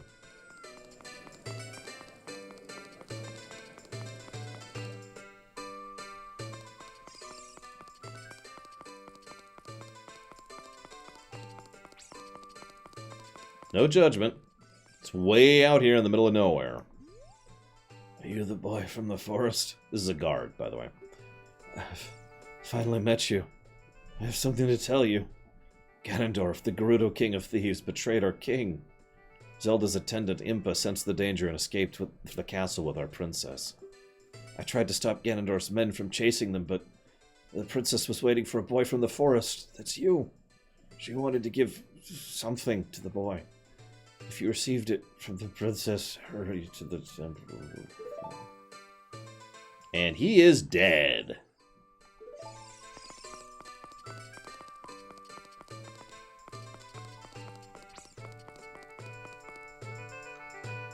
I actually agree with that theory, personally, Linkensky. It is a weird, sort of out-of-place thing. It's worth noting, though, in story... Whoops, I just went the wrong way, didn't I? Nope, I did mean to do this. I'm not an idiot. I mean, I am an idiot, but you know what I mean. It's worth noting that at this point in history, the King of Hyrule has already been defeated. Now, I say defeated on purpose, because that's a vague term, which could mean killed, or imprisoned, or whatever. It basically boils down to how you interpret what Ganondorf did to the king. Personally, I think he's super dead.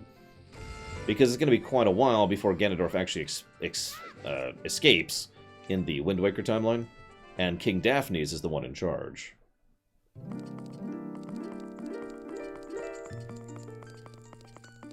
So, yeah, no, it makes more sense to me that he just straight up killed the king. Especially since we know that this particular Ganondorf has no problems killing people in his way, as he will later do to the sages in the Wind Waker timeline.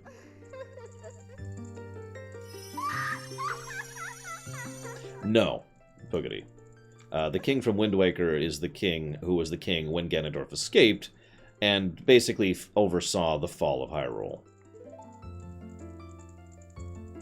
I forget his full name. King blah blah blah blah blah blah Daphnes blah blah blah blah. Oh, sorry, Just Steve here. I hope you can forgive me for giving this game negatives.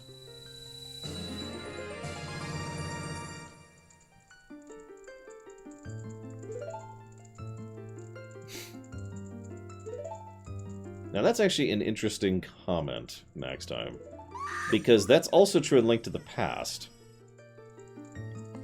No, seriously, there's 3 items in Link to the Past that get upgraded to another item, and then we just lose access to the old item. Now, that can be patched out.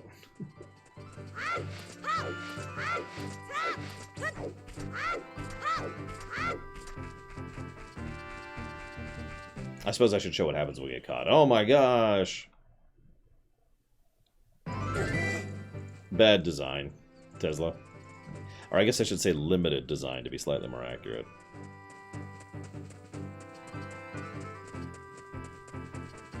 Yeah, for those of you not aware, this was originally just supposed to be Adult Link. That was the only story arc, was the adult one.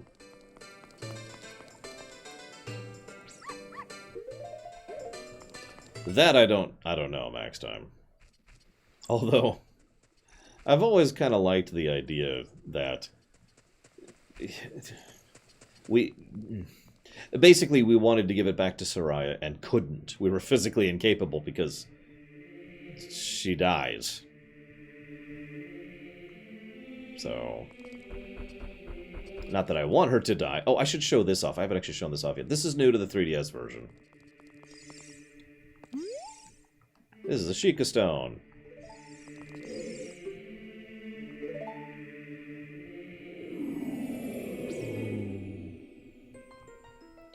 So, it shows you all sorts of stuff. So let's go to, I don't know, Inside Deku Tree. 23 is number 1.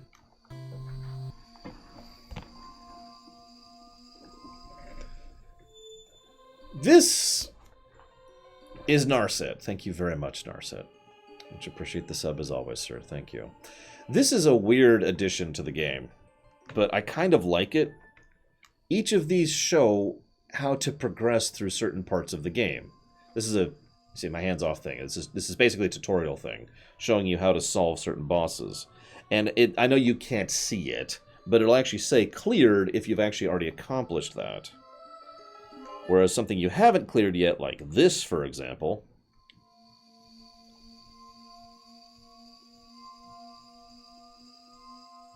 see what I mean? It's a completely optional visual tutorial, not just for Story Plus, but it'll also help you to get heart pieces and gold Skulltulas. And I think that right there is the biggest reason why I don't want to give this game any walkthrough-itis negatives, because I am specifically reviewing the 3DS version, which has that. And I, too, actually know someone who played this for the first time. That is to say, played Ocarina for the first time on the 3DS, and used the Sheikah Stone several times. See you around next time. Right.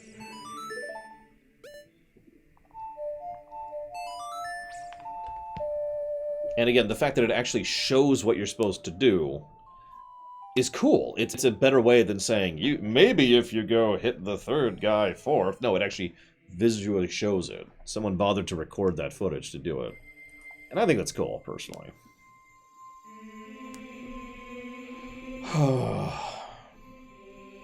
So, now that we have the gemstones, which are indicative... Oh, so I should explain this a little bit lore-wise, sorry.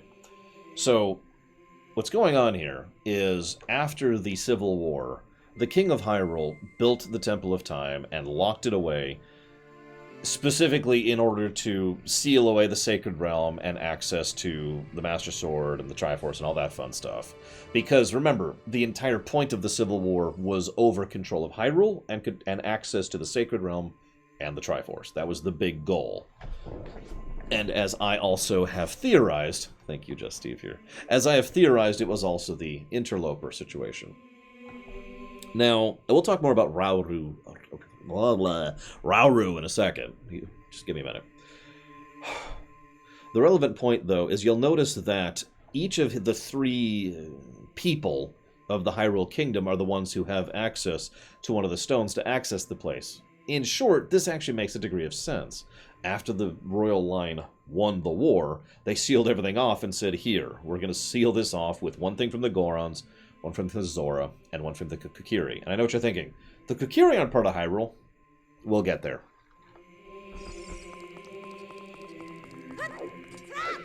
Like I said, I want to talk about that during the Forest Temple, which is basically next.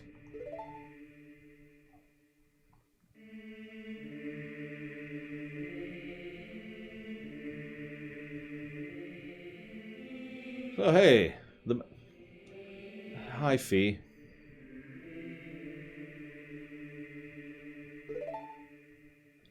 As I've said many times, while I hated Fee in gameplay, and I did, I actually liked Fee quite a lot in story. She would literally be a gameplay negative and a story positive for me. I always get a little bit nostalgic every time I see her. Plot twist. Yeah, funny thing, turns out if you unseal the way to the Sacred Realm, it unseals it for anybody. Go figure. As I thought, you held the keys to the doors of time. You've led me to the gates of the Sacred Realm. Yes, I owe it all to you, kid.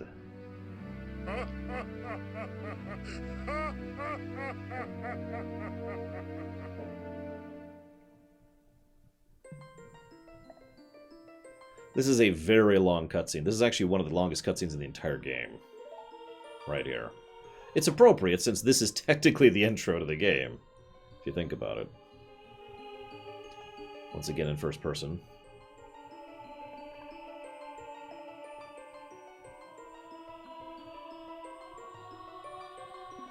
This is unfortunate. We don't see the Sacred Realm all that much in any game other than Link to the Past, which is a damn shame in my opinion. I think they could do a lot more with this. This is basically all we're going to see of the Sacred Realm in this game, by the way. I am Rauru, one of the ancient sages.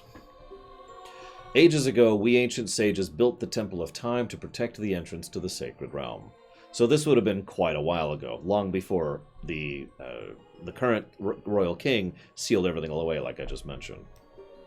This is the Chamber of Sages inside the Temple of Light. The Temple of Light, situated at the very center of the Sacred Realm, basically where the pyramid is in LTTP, is the last stronghold against Ganondorf's evil forces. The Master Sword, that evil-destroying sword you pulled out of the Pedestal of Time, was the final key to the Sacred Realm. Link, don't be alarmed. Look at yourself! Oh my god, he's so sexy now. Navi is thinking that exact thought right now. Oh my god, Link! Whoa! And he put on pants. The Master Sword is a sacred blade that evil ones may never touch. Only one worthy of the title of Hero of Time can pull it from the Pedestal of Time. I like to think that Rauru made new clothes for us over the 7 years. However, you were too young to be the Hero of Time. Therefore, your spirit was sealed here for 7 years. And now that you're old enough, the time has come for you to awaken as the Hero of Time. Do you understand your destiny? Oh my god, see, okay, no joke. I've heard people argue that he is not Kebora Gibora, just because in this dialogue option it defaults to yes rather than no. Remember, though you open the door of time in the name of peace, Ganondorf Gerudo, King of Thieves, used it to enter this forbidden sacred realm. He obtained the Triforce from the Temple of Light, and with its power he became the King of Evil. His evil power radiated from the temples of Hyrule, and in 7 short years it has transformed Hyrule into a world of monsters. Actually, funnily enough, even though Hyrule Castletown is just smashed, the rest of the world's just fine. My power has only little influence, even in this sacred realm. Namely, the Chamber of Sages. But there's still hope. The power of the sages remains. When the power of all sages is awakened, the sages' seals will contain all the evil power in the void of the realm. I, Rauru, am one of the sages, and your power to fight together with the sages makes you the hero of time. Chosen by the Master Sword. Thanks, Fee.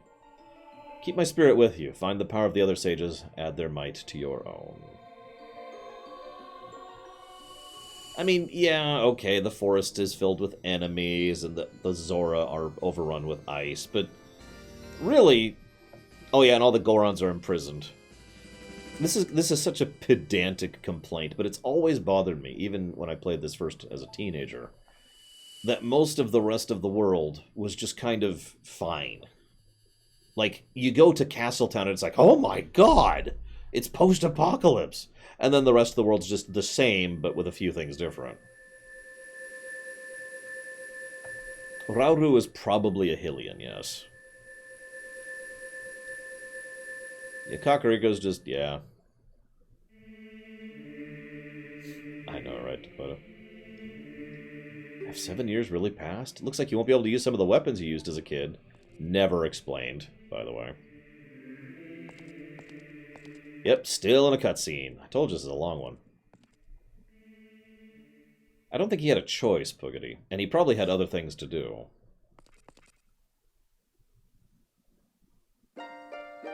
Yeah, and then they confirmed the Redeads are not dead townspeople, which just ruined it. Anyways, they should be dead people.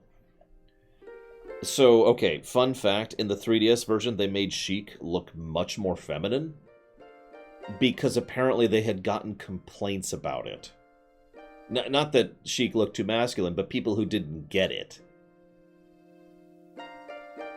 As an aside, as a consequence of Sheik, this is one of the only Zelda games where Zelda gets any actual characterization. That would be this, Skyward Sword, Wind Waker, and Spirit Tracks are the big ones. She gets a few scenes in Twilight, but she's mostly a cameo there.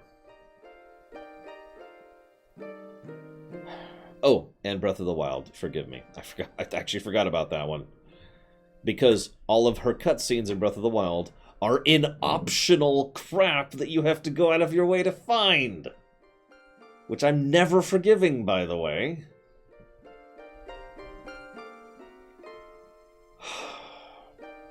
When evil rules all, an awakened voice from the sacred realm will call those destined to be sages who dwell in the 5 temples. One in a deep forest, one in a high mountain, one under a vast lake which was supposed to be an ice temple, one within the house of the dead, one inside a goddess of the sand, one of my favorite temples, actually. Together with the hero of time, the awakened ones will bind the evil and return the light of peace to the world. This is the legend of temples passed down by my people, the Sheikah. I am Sheik, survivor of the Sheikah. I mean, I've always thought that, Hourglass. As you can see, as I see you standing there holding the mythical Master Sword, you really do look like the legendary hero of time. If you believe the legend, you have no choice. You must look for the 5 temples and awaken the 5 sages.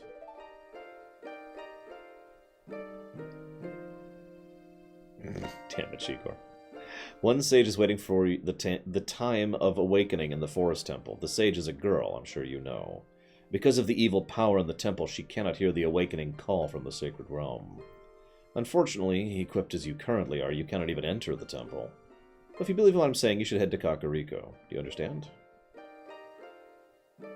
Nope, Bopanix. I hate everything in the universe. Different voice.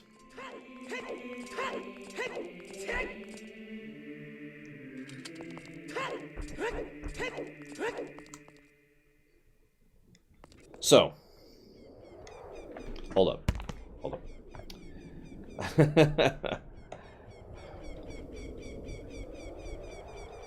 Let's see here.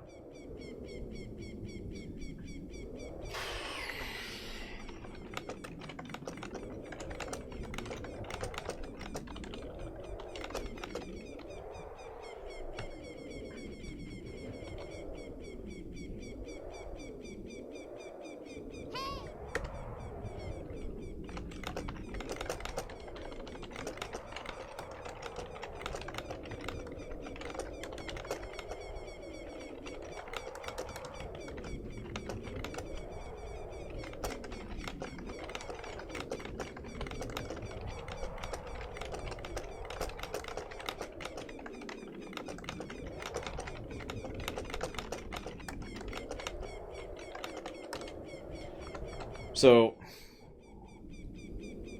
that's a plus to gameplay, basically for the first 3 dungeons, for all the reasons I've already talked about. Now, I'm going to give a story plus here. You can contest this if you'd like to. I'm very curious. But the story plus is... Shut up, Navi. The story plus... That's not the story plus. Is you leave the Temple of Time. Remember, we just entered here. Then we saw a cutscene, then we leave. First thing we see is Death Mountain. On fire, basically. And this dead sky, and everything's dark and gray, or brown, actually.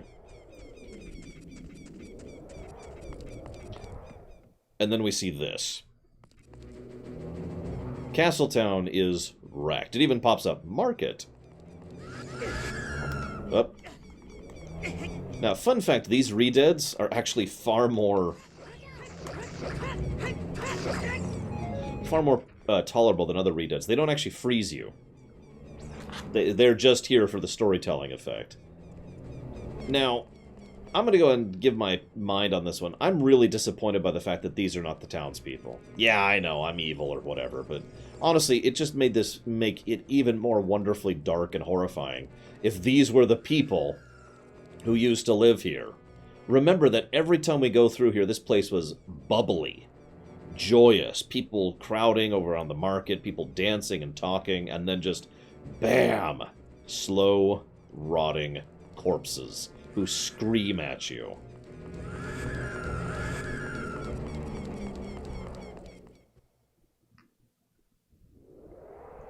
And if you happen to head north, this cutscene plays.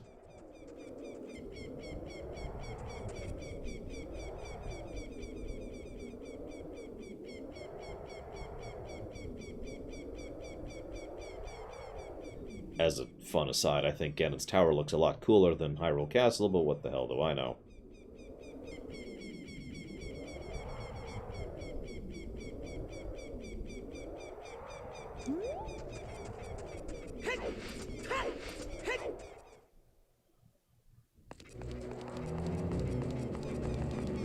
Oh yeah, absolutely, Hourglass. He does it in Wind Waker, too. You remember that guard at the gatehouse?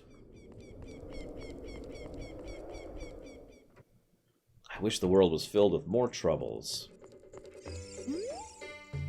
Oh, you're quite an energetic young man. Brave and handsome, too.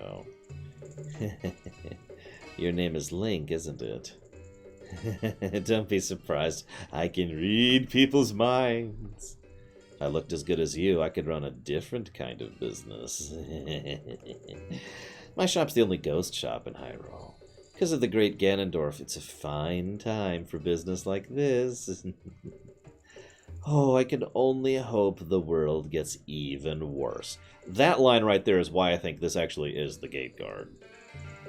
So then he explains that you can bring Poes to him and he will pay for them. And if you get all the big Poes, he will give you the final bottle, which we will not be doing because screw that.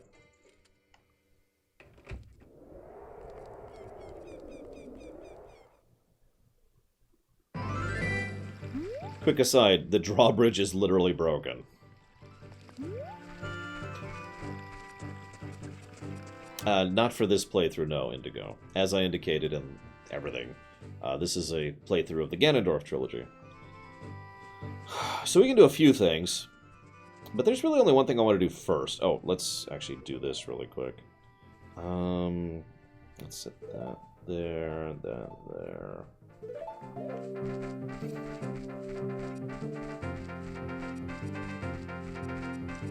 It's okay, the world's fine, guys. Actually, stall children stopped showing up.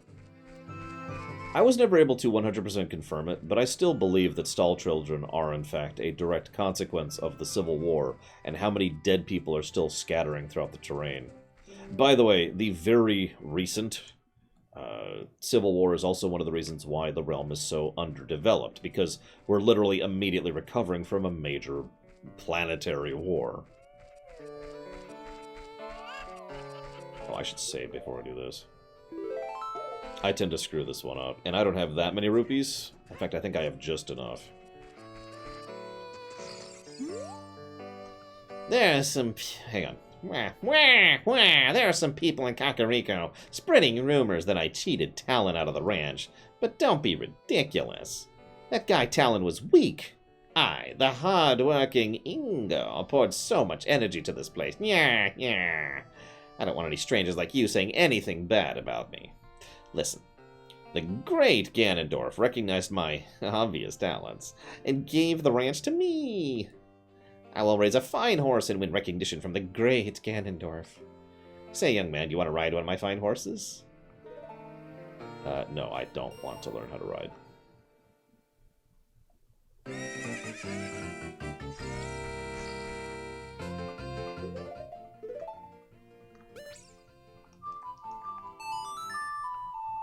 I'm a Wario. Wait, no, I'm not. No, I'm not.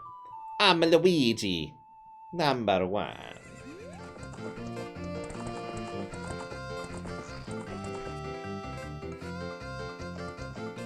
Ingo, I'm pretty sure Leslin's.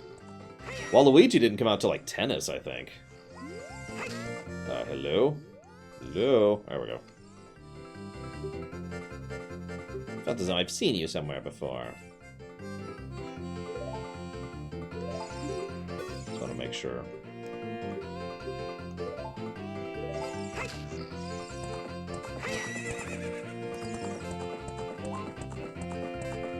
I'm tempted to see if the cheats work for the race.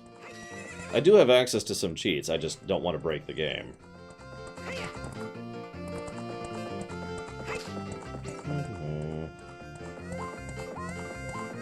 Oh, whoop. Oh, wow. A little too slow there, Laura.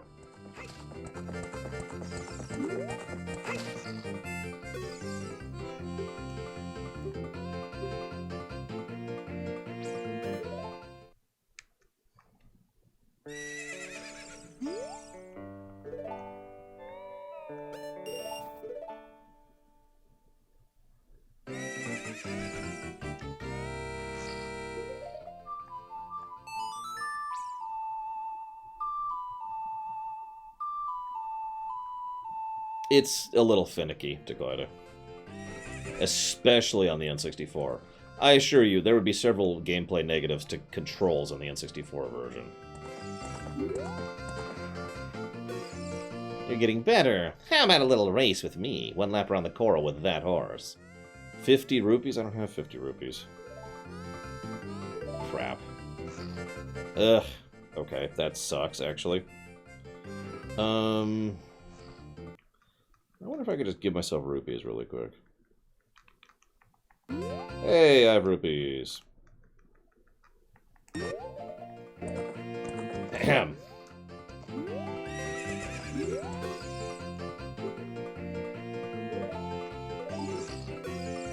Of course, now I can't ride. Damn it. Alright, whatever, hang on. God dang it.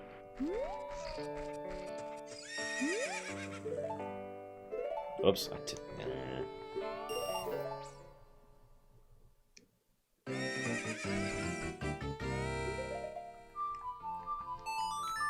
I forgot to walk into... You need 70 to do this whole thing, and I just completely spaced. That's on me. I'm sorry, guys. I could have gone and gotten rupees legit, so to be perfectly blunt, I don't count that as cheating. I will literally restart the game if you fight me on this one. And then I'll stab everyone. Okay, yes, a race. Let's go. Yes, Bragwin. I'm gonna look down for this one. First race isn't all that hard. And now that I said that, I'm going to lose it. Notice he is literally cheating, by the way. He just gets non-stop infinite speed bursts.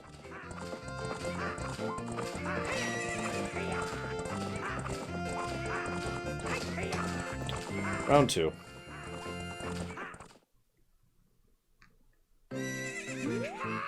Shoot! The great Ganondorf found about this. Hey, how about another race? If you win, you can keep the horse! Never be a gambler like this, guys. Notice he also cheats by starting off before you can actually go. Just on top of everything else. Getting out of the lead to begin with is the real trick to these, though. Because then you can body block him. That's what I'm trying to do. You notice he weaves a lot more this time. Crap. Nope, we're okay, we're okay. He swerved. Losing this really sucks, because then you're out 70 rupees. You need another 60 to keep going.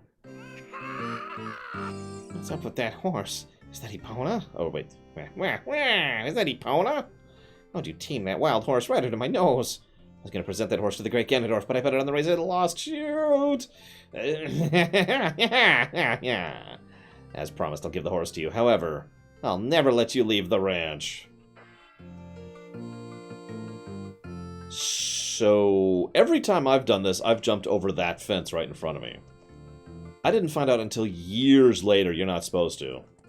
You're actually supposed to do this. Which makes sense because the cutscene that plays, even if you jump over the fence, is this cutscene.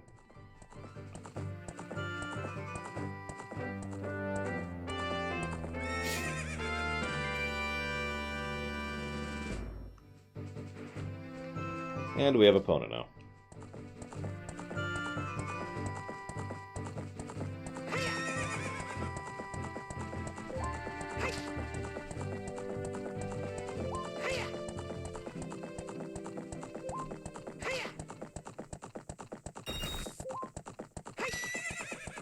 Yeah, good senator.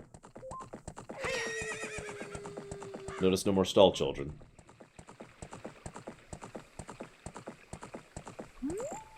Epona doesn't keep getting reborn. It's just a shared name for a horse. Yeah, exactly, Fuzzy Dog. I was like, oh, well, I guess I'll go jump over the main gate, because that's what it stopped me staring at. So I might as well, right?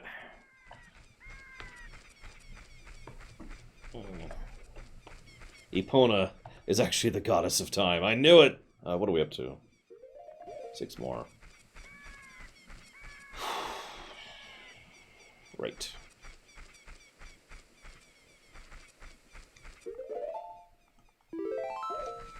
I think I need the bow to do that.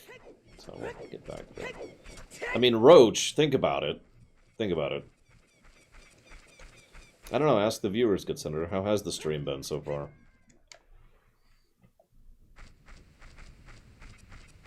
That is true, Tesla effect. Oh my god, it's the most horrifying thing ever. Poe. Epona has a very lovely voice. Damn it, Shikor. I actually thought you said the host really doesn't know what he's talking about for a second there. I think it's this one? I can never remember which gravestone it is. I always have trouble remembering which gravestone it is.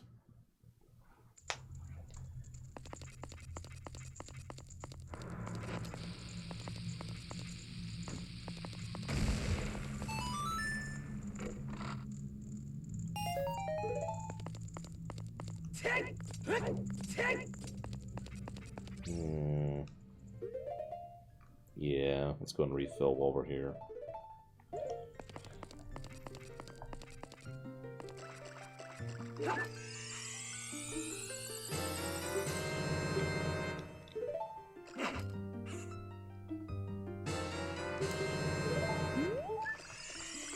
So there's one potential plus I've been keeping in the back of my mind, and I'm completely undecided on it for the record.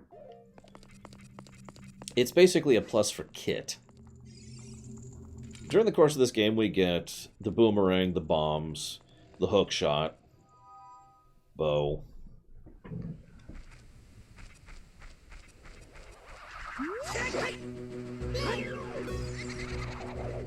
I don't know if that really qualifies as good kit, though. What do you guys think?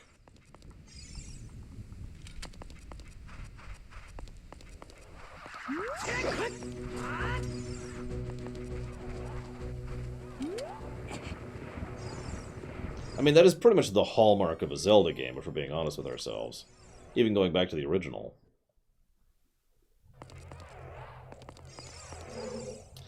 Yeah, man. Oh, God. Now, this is something I screw up all the time. I'm going to pay attention to the screen for this one. Are you fast on your feet? I may not look like it, but I'm confident in my speed. Let's have a race. Follow me if you dare. Oh, dang it. Of course I screw up immediately.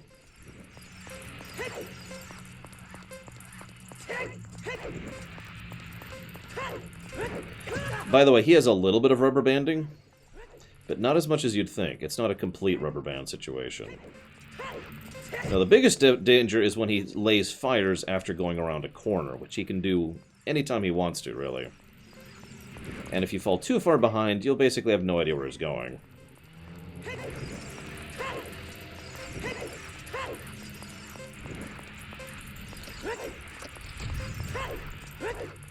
Note it's not technically timed, at least not this time around.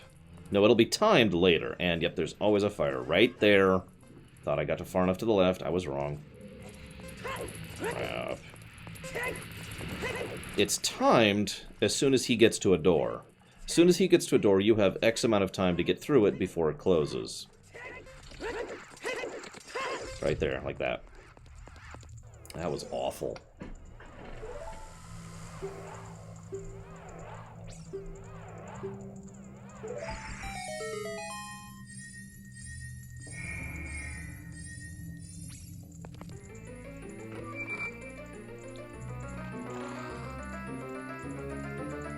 I mean, it makes sense, Purple Boy. Hookshot. Now, one of the things I do like about this game is the hookshot is actually one of the better offensive weapons in this game. Seriously. There's actually quite a few different sections where you can just wreck face on an enemy with the hookshot. Now, the long shot, that's a lot more gimmicky.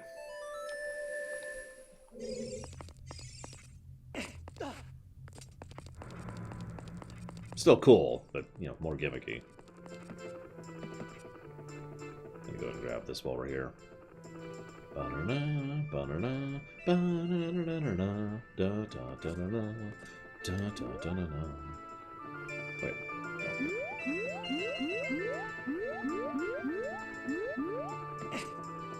Oh, bullcrap. Whatever, I don't care that much. I was just gonna get it while I was here. The important thing to get is actually this. I'll never forget what happened on that day 7 years ago. Ah, it's all that Ocarina kid's fault. Next time he comes around here, I'm gonna mess him up. You've got an ocarina, what the heck? Reminds me of the time when a mean kid came along and played a strange song and it messed up the windmill.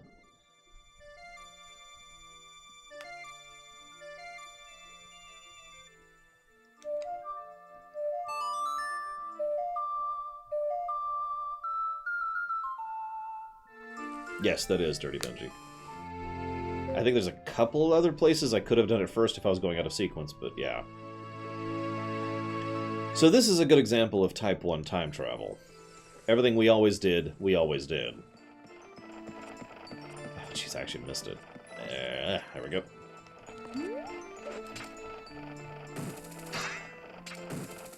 Couldn't remember. Sorry. I was just curious.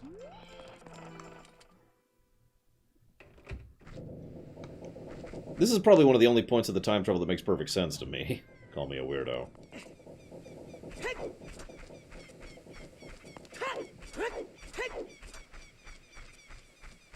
Da-da-da, da-da-da, da-da-da-da-da-da, da-da-da-da-da, da-da-da-da-da. Oh, sorry. I should show off something. Hang on a second. I wish I ran faster. Go faster. Hello, Fuyukando.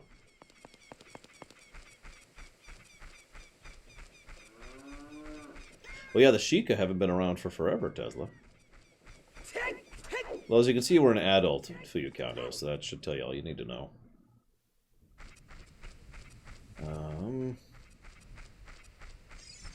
Honestly, I'd go with the double claw shots.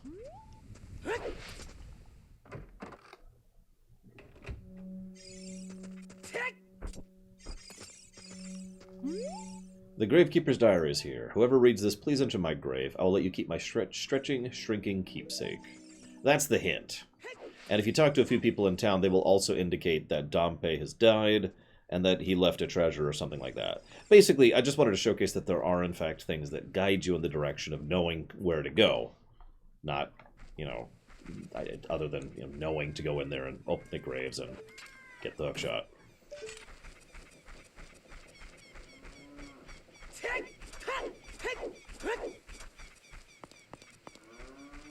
Well, it's not necessarily true, Jaluto, since after all, we do see a different version of time travel later, thanks to Zelda. Thanks, Zelda. I think the Sheikah stones have hints, but I thought they only had it if you have the mask. Now, it is possible to get the Sheikah mask at this point in time. Yes, and Navi will tell you, give you the hint to use the Song of Time to get rid of the Song of Time blocks, which will be important when we get to several later dungeons, too.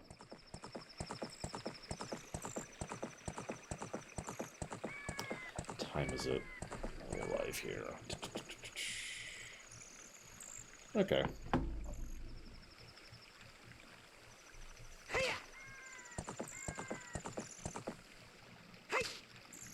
Yes, sorry. We're going to the Forest Temple.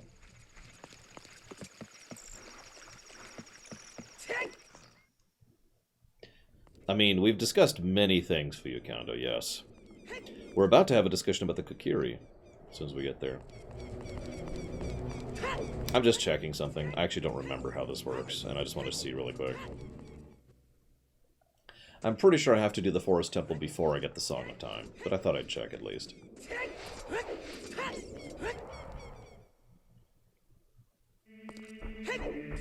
God dang it, I'm doing it again.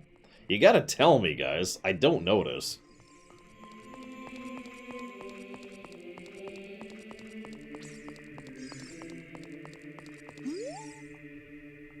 Yeah, that's what I thought. Okay.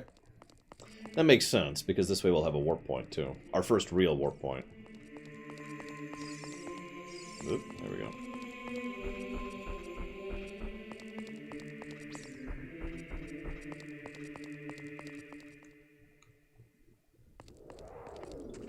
Yeah, I tune it out so hard, I don't notice I'm doing it. It is such a normal thing to have the repeated A thing while playing these games.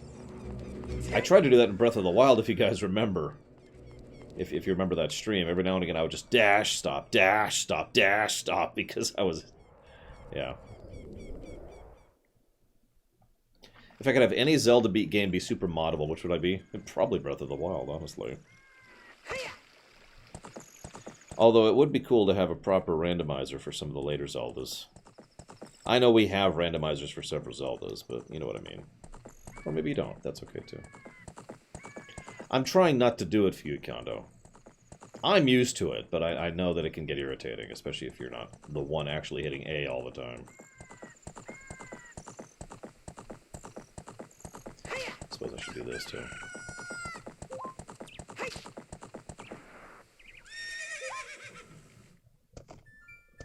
Stop, stop. There we go. Yeah, it's like jumping in Oblivion. Or jumping in WoW. Or jumping in FF14.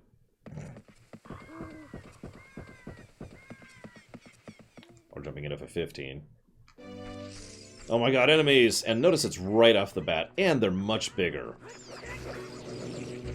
Just getting across how much this place has changed in a quick nutshell. However, it's still light and bright and happy, and there's still fairies. This was my complaining point, guys. It's like, did anything even happen? You guys just cool? Why is that fairy falling around? You're not one of us. I see. You didn't have any problems entering the forest, mister. Did the meanies out there bother you much? Before the great Deku Tree died, you wouldn't see things like that around here. Since it's dangerous outside, I always stay inside my house, but I'm bored to death. Super bored. Aw, it's probably fixed in this version. I wonder how the Great Mido is doing. I guess that's fair, Tesla effect. So... Kokiri, excuse me. I can say their names correctly, I swear. The Kokiri are interesting. Because they're just normal humans. Seriously. This is actually a recent thing that I found out, as in, I wasn't even fully cognitive of this fact until very recently.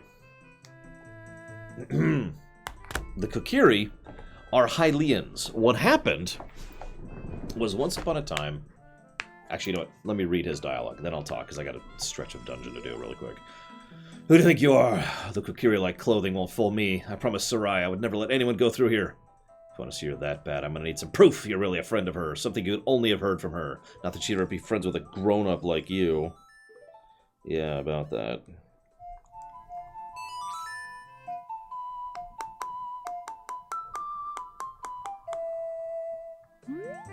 That melody. Sariah plays that song all the time. Do you know Sariah? No, they really aren't Fuyukando. Sorry. That song. Sariah taught that song only to her friends. Okay, I trust you. When I see you, I don't know why, but I remember him. That bastard that I hate. Okay, so what it is, in the past history... Oh god, I've lost track of where I am. I think I go left next? Hang on. Inch. Yep. Wait, no, that's not where I want to go. Hang on, purple boy, hang on. In the history... No, there's no music tips at this point, Fuyukando. The music tips are gone. You just have to know where you're going. I mentioned that, actually, already. In the past, significant past, there were two factions of Hylians. Yes, I know. Thank you. Yep. Hey! How are things? There was basically, to put it as simply and bluntly as possible, there were the civilized Hylians. Oh, bullcrap. And then there were the not civilized Hylians. Some of the Hylians wanted to build cities and towns and fortresses, and the other Hylians really wanted to try and get in touch with nature, and you can kind of see where this is going, can't you? Again, I found this out pretty recently myself, so this is kind of new to me. Anyways, the Hylians that decided to go into the forest decided they would... where did I find this out?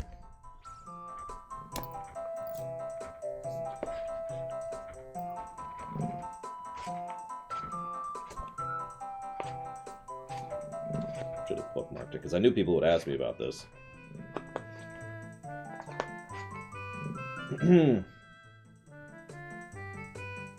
In truth, this is page 50, by the way. In truth, the Kokiri are also Hylians. They trace their roots back to a time when the Hylians were first developing their civilization, building cities, and relying on a less natural way of life. The Kokiri were a faction of those people who decided to distance themselves from the Hylians, exiling themselves to the forest to make their own way of life closer to nature. They are told they will die if they leave the forest, but that is because they will age in places where the Deku tree's power does not reach.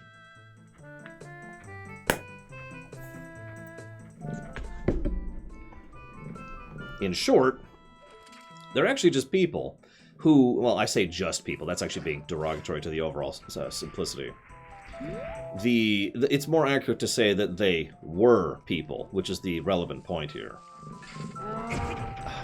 Whatever. This is where I want to go. In short, because of their long-term exposure to being here and being influenced by the Deku Tree and the spirits of the wood... I hate this fight. Yeah, they basically become forest spirits over time. That's bullcrap.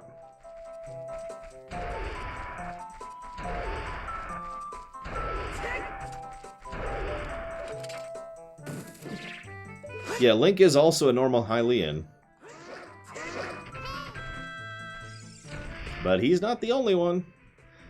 Now, the point is, after the Great Cataclysm of Doom, that is the Zelda Encyclopedia. After the Great Cataclysm of Doom, what ended up happening, I'm going to pause here just a second, is everyone had to adapt in one way or the other. The most obvious and overt examples are the Kokiri becoming the Koroks, which is 100% confirmed in this book, consequently, and also the Zora becoming the Ruto, also in the book, by the way.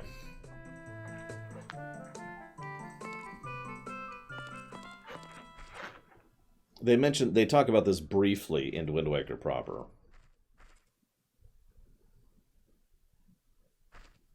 Have I already given a plus for visual storytelling of showing, not telling? Nope.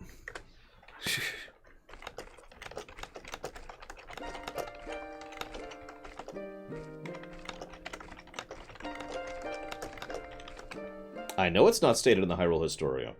As I've said many times, the Hyrule Historia and this book tend to contradict each other because backloaded storytelling. However, since this came out more recently and is more updated, this is the one I personally treat as canon. Now, I stress the way I say that. Even because something is canon does not mean it makes sense. It just means that is what they've decided to make things officially true. Like, this is just... This is what it's true now, you know? Actually, it still does make sense for Yukando, because by this point in history, it's like the difference between Russians and Mexicans for Yukando, except on a magical tint. So imagine if hear me out, this is going to sound weird, imagine if every Mexican was assigned a little fairy, and the little fairy is what actually prevents them from degenerating into a Stalfos or turning into some other horrible creature or whatever. Yes, this is the actual books right here. Whereas the Russians do not have that. So, hypothetically, if a Mexican did not have the protective fairy, they too would become a Stalfos, if you follow this line of reasoning here. The flow of time is always cruel. Its speed seems different for each person, but no one can change it. A thing that doesn't change with time is a memory of younger days. In order to come back here again, play the Minuet of Forest. So we get our first bit of fast travel. As I've said before, fast travel has been in the Zelda series for quite some time, and in my opinion is a good addition, especially given how long it takes to get from point A to point B in most of these games.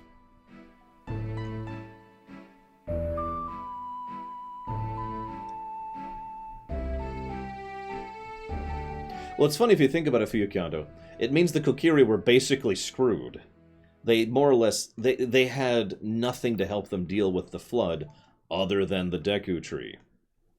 And so the Deku Tree converted them into Koroks so they would survive the flood. Yay.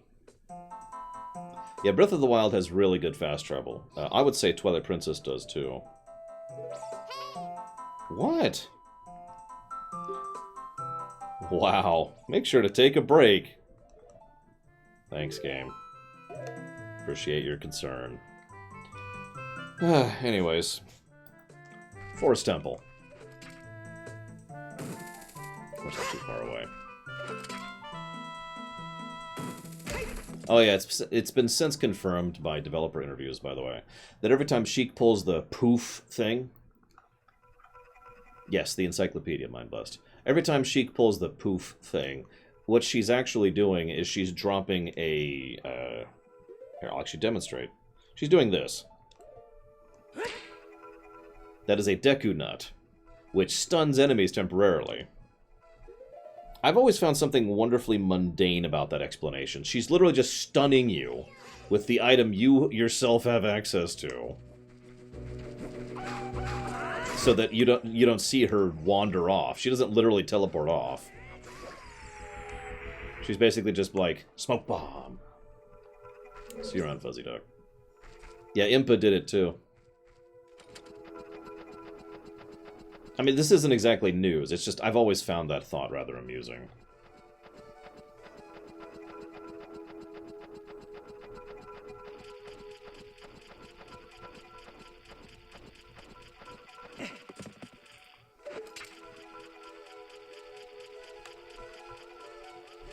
Oh, there it is. God, pay attention, Laura.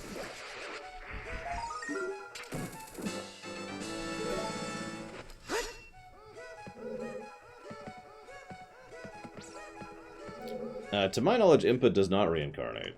In fact, to my knowledge, only 3 people reincarnate. Well, that's not true. Only 2 people reincarnate. Although Ganondorf did reincarnate once.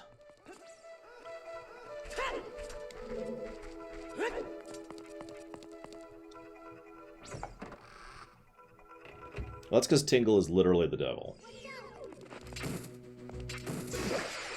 So notice how the item that's required to get in here is already being proven to be very useful. This is part of why I say that at least of the various items you get, the hook shot isn't really all that gimmicky, because it is very useful outside of puzzle solving. Yeah, the one Ganondorf reincarnation irritates the hell out of me, but whatever. So here's the mini-bosses of the game.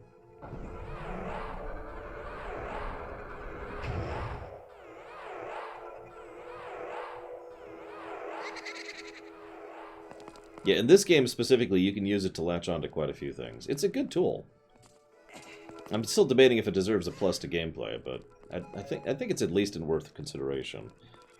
So let's do this in this order. There's a couple orders you can do this dungeon in, because this is when the dungeons get real. I think I've already hinted at that a few times.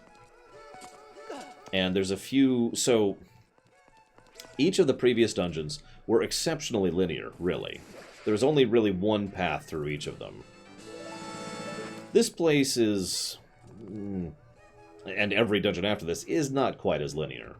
There's still only one, there's certain things you have to do to progress. But there's several ways to go about that.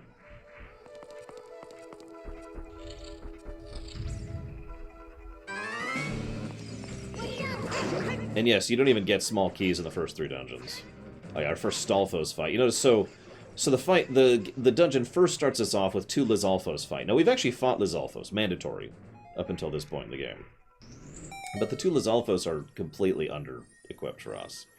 That's basically the, you're ready to fight, right? This is the, okay, this is the kind of combat you're going to be seeing in this dungeon call. This is the wake-up call. 2 Stalfos, which we haven't even fought before, at the same time. Notice they also give you a fairy to help recover from that fight, because this is the first difficult fight in the game, put simply.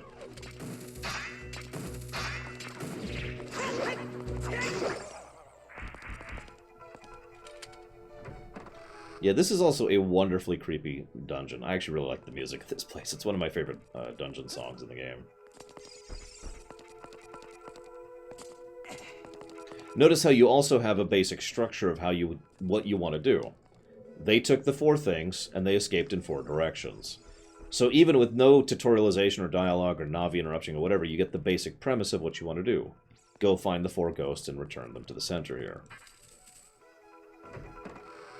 Oh, I have plenty of theories on the Shadow Temple, and I will save those until we are there. Also notice how, once again, the hookshot is being used to trivialize older enemies.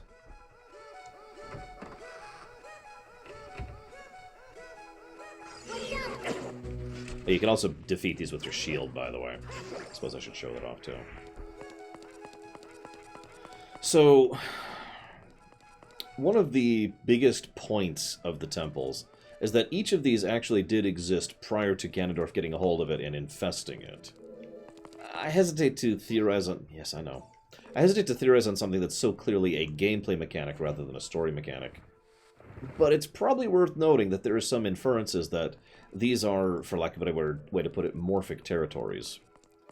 Now, this isn't exactly unheard of for the Zelda franchise, since even before this, the Sacred Realm, aka the Dark World, was already shown to be a morphic territory.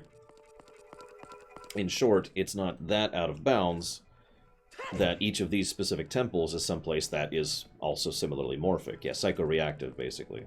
In other words, because of the fact that this place and each of these temples was specifically cursed by Ganondorf, with the intent of turning these into dens of evil to trap the sages within them, you kind of get the feeling that these places don't normally look the way they do. Now, obviously we're going to have some gameplay and story segregation, because you can only explain away so much.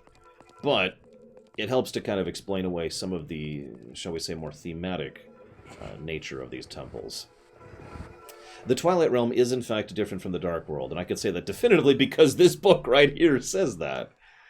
It's just a godsend, this book. Actually, no, I don't want to do that. I don't want to do this. However, it is worth noting that the Twilight Realm is referenced a few times in other Zeldas, and so is the Dark World.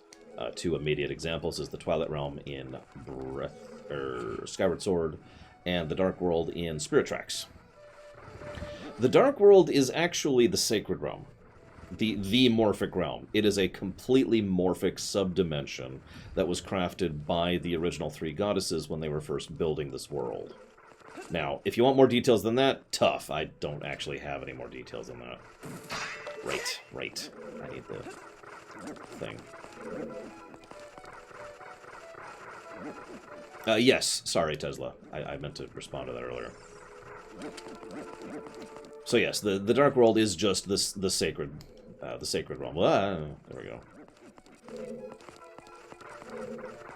Yes, Poogity. And that is also something I only came aware of relatively recently. Let's just drop down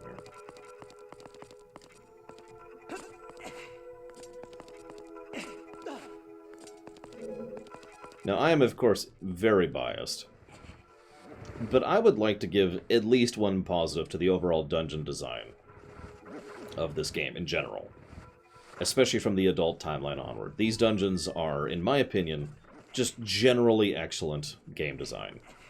They are able to be done in multiple directions. There's very little binary difficulty present. There's almost nothing, with one exception, there's almost nothing that I would consider to be actual frustrating gameplay.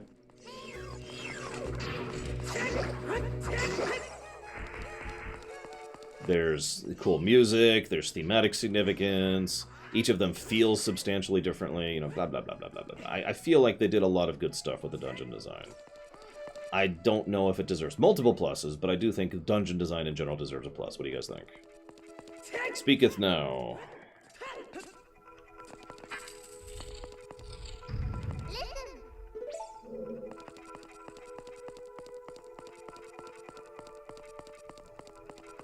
Little tricks like that are just awesome. Oh yeah, so Wall Masters, these are very old Zelda creatures. These have been around since Zelda 1. I missed it, didn't I? Yeah, I did. Yep. Wall Masters suck. The end. That's all I have to say about those. The degree to which they suck varies from game to game, but they suck.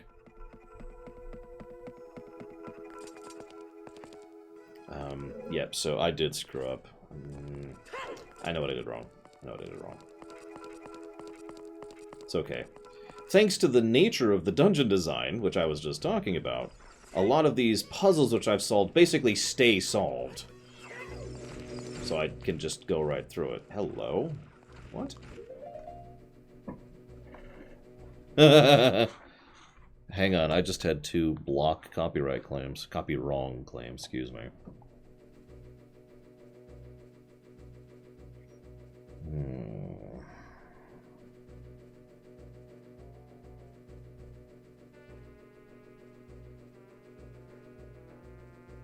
What do we got here?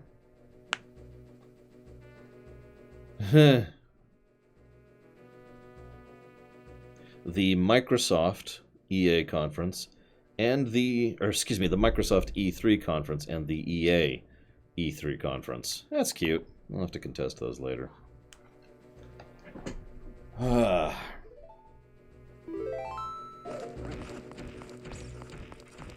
that's a process, so that'll wait. I'm busy right now.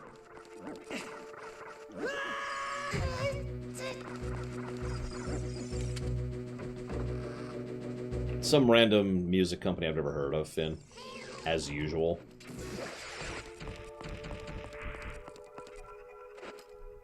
It's GM something. I literally didn't even process it. I've seen them before. Yeah, I meant to do this first. I always screw that up.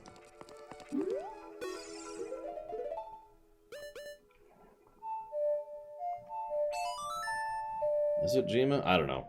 I'd have to go look now. Are they legit? That's an interesting question. Do they legitimately own the licensing label rights to the songs? Yes. Do they have the right to block an entire 4-hour video because a song happened to be played in the background in it? No. At least not here in the States.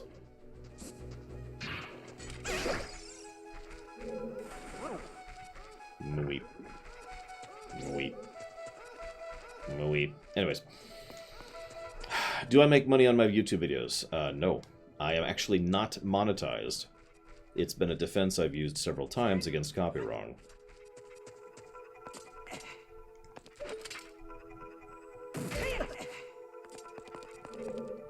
Not a perfect defense, but a defense. Alright, I haven't done that yet. I have to come at this from the other angle.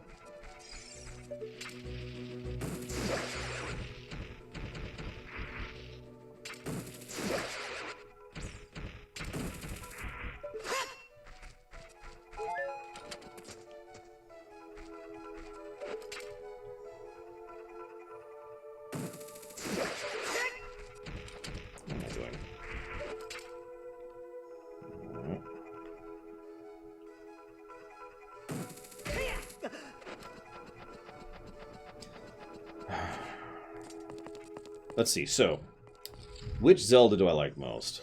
Yes. Do you mean the character? Or do you mean the games? Because those are pretty different questions.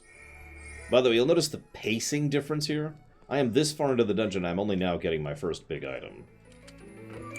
My favorite Zelda is Twilight Princess and Link to the Past, and Majora's Mask and Wind Waker. And I feel like there's another one in there. Oh yeah, Link Between Worlds. I always forget that one.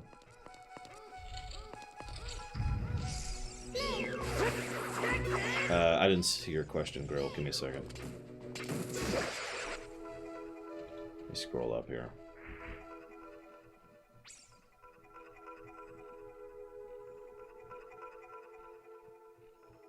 Does this Zelda have the Goddess Harp? Okay. So that is a matter of speculation, but I personally do think that yes, she does in fact have the Goddess Harp. It makes a lot of sense, given what she does and how she does it. Breath of the Wild is a middling game for me. It has two flaws, which drag what is an otherwise excellent game very far down for me. And you could probably guess what both of those flaws are, just with the fact that I said that.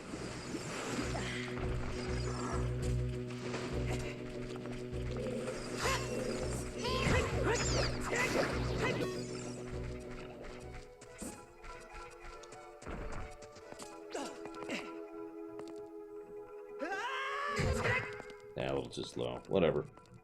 There's a heart down here, just in case you fell. Seriously. It's actually the density of the story, specifically. There's actually some good story in in Breath of the Wild. It's just, there's not a whole lot of it. And it's all over the place.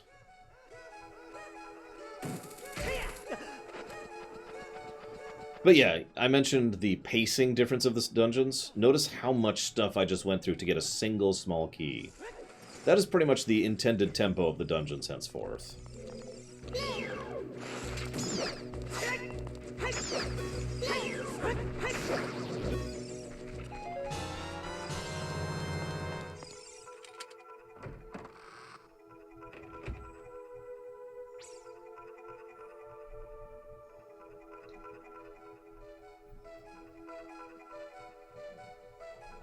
I got the thing.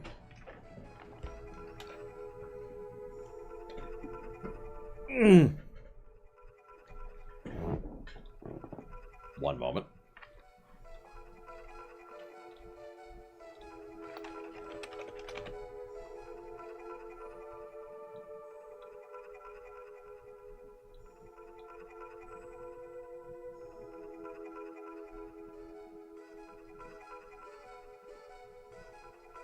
Okay. Well then, thank you very, very much, Harriet. Much appreciate and much obliged, sir. Thank you so much. If you'll give me a moment, here, I'll hit thank you as well. I will jot that down for... Come on, there we go. Harriet. Grandia. Harriet. Sexy Patel. And Harriet.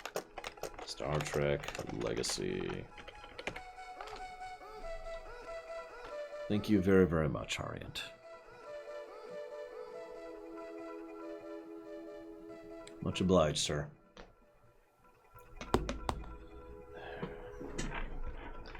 I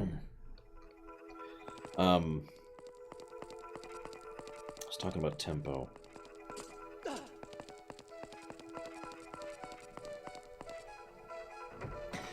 I stand by my statement that, with one exception, I never really felt that these dungeons were unfair.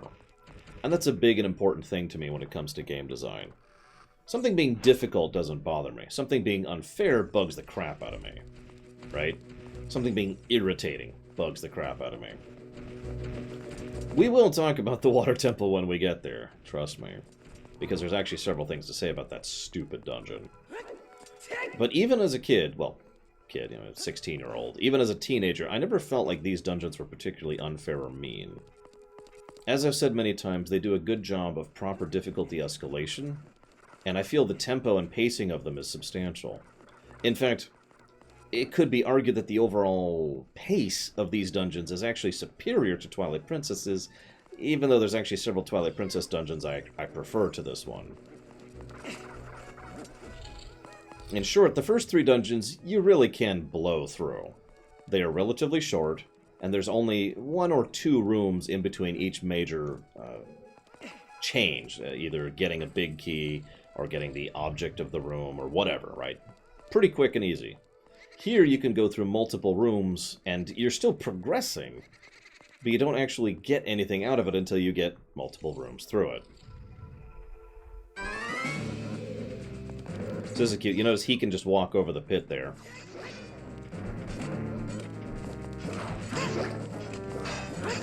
So this is intended to teach you how to be counter-reactive, rather than berserkery.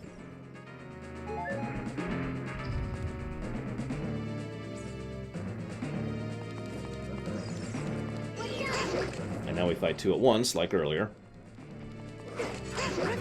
Now, I've heard a few people complain about how every Zelda, basically from LTTP onwards, actually, more accurately from Ocarina and onwards, has been more focused on the combat than the exploration.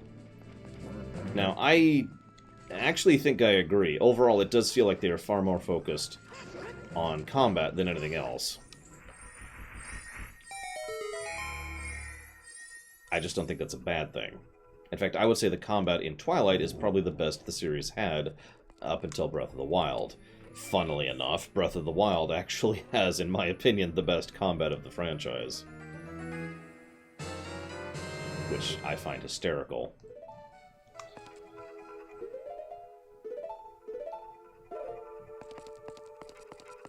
If you take out the durability problem, obviously.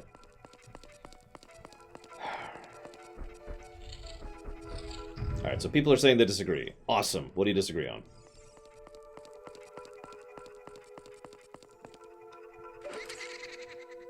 Turn around. Maybe I'm lucky? Nope, no luck.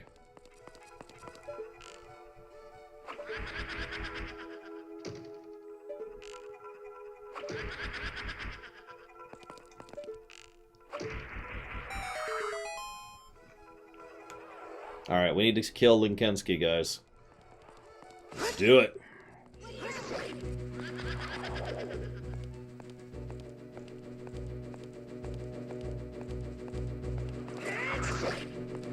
Now that's an interesting way to put that, Puff of Logic. So in Zelda 1, they would usually fling enemies at you.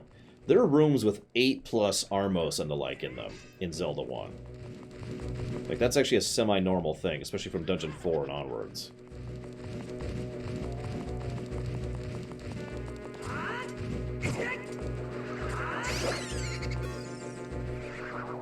By contrast, in this game, I think the most things we fight at once is 3. And that's in Ganon's Tower.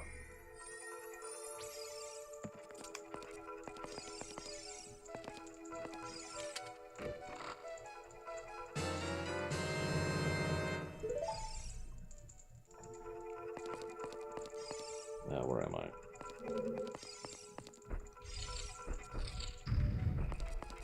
That's true, there are a few rooms with too many keys, but keys are just the devil. Tingle was formed from the keys.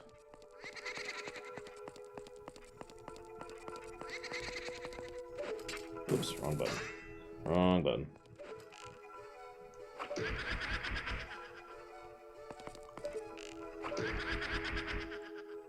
Key E-E-S-E. Hey, we are not one to judge their love, Muad'Dib. Only their offspring.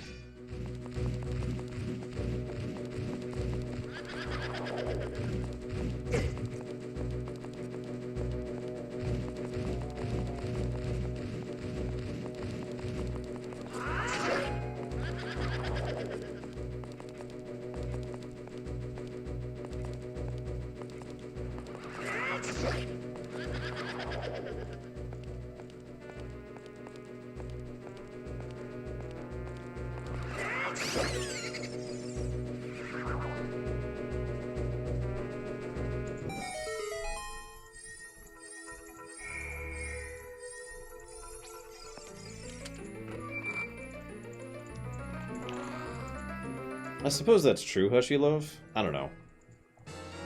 I don't know what to tell you, honestly. I just felt I really had a lot of fun fighting some of the harder enemies in Breath of the Wild.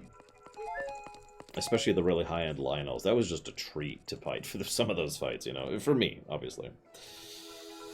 Yeah, let's go ahead and do this now. I'm going to go ahead and chomp off for the moment when we finish this dungeon, by the way, guys. Because I want to take a little bit of a break to get some things done before the other stream, which will also be starting tonight. Although not on my channel. It'll be someone else's stream. Wherein we shall die horrible, horrible deaths. Is this it? Yeah, it is. That's what I thought. Excuse me. Oh, I don't have... okay.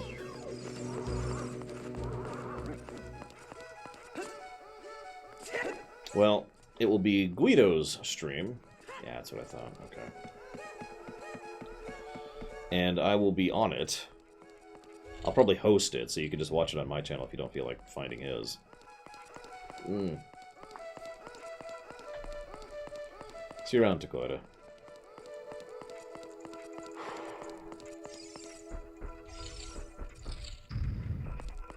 I don't even want to know, Plutonia.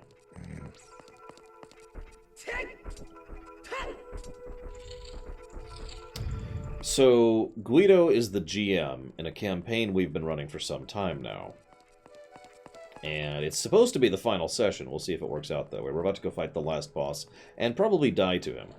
He literally tweeted out a thing, which I also tweeted, actually. I retweeted, rather. Which basically said, not all fairy tales have happy endings. Yeah, we're gonna die. So if you want to watch me and my friends die in a D&D campaign, kind of a thing, you're welcome to join us. It'll be much later tonight, though, so that's probably more for the European crowd. Or anybody on the West Coast. Oop, wrong button.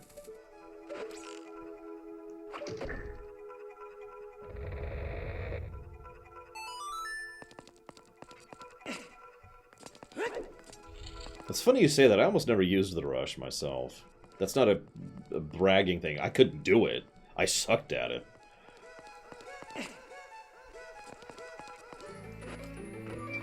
Big chest.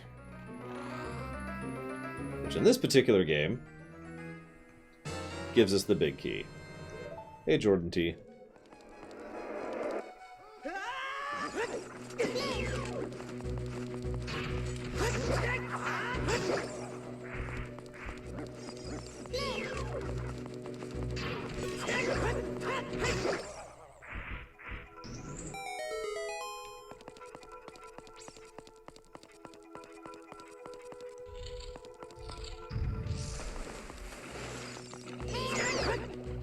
So, fun fact, if you fall off here, it sucks. Because you basically have to come all the way back up again.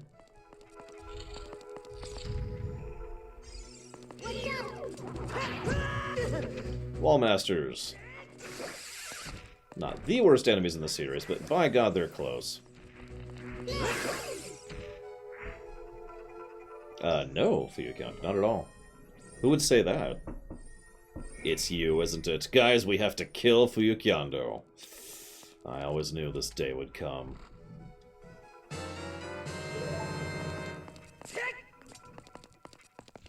Ah, fair, Muad'Dib. Likes are just... ugh. You know what the worst thing is? In the entirety of the Zelda franchise? Rock squirrels. I hate rock squirrels.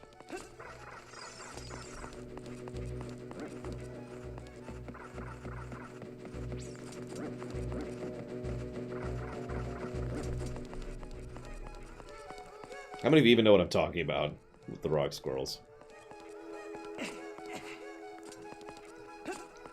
By the way, you may have noticed we talked about a lot of lore during the first section of this stream, because there was a lot to cover. This stuff right here, though, is one of the reasons why I mentioned that this would probably be a pseudo lore run rather than a full lore run. Because while I have a few things to say about each dungeon, that's it. I only have a few things to say. Whoops, wrong one.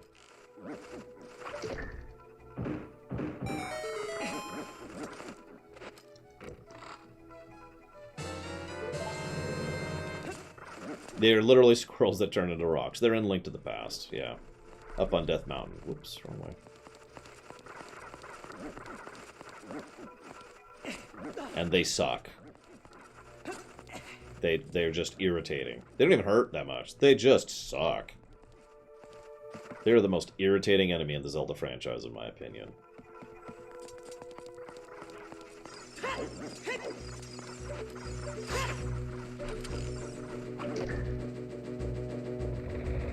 Speaking of cool, creepy design.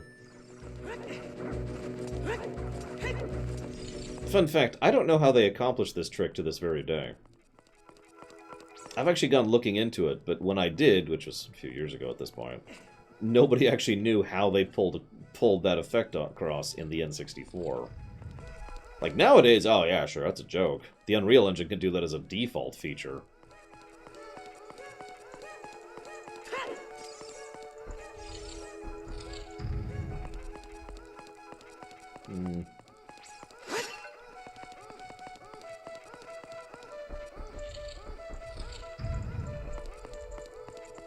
Hydraulis.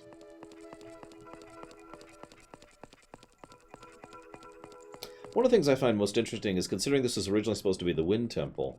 They did a good job with the temple they ended up making as a consequence, you know? Like, you'd think this would be threadbare considering it was made at the last minute, but it is a pretty well-designed dungeon. I would say probably one of the better adult dungeons, in my opinion. Surpassed only by Spirit, I would say. So, how's your critical thinking? So there's an item, eye thing, and you know how to deal with an eye thing, but it's covered in ice. This is a trick that's only used a couple of times in this game. It's pretty much mandatory each time it shows up.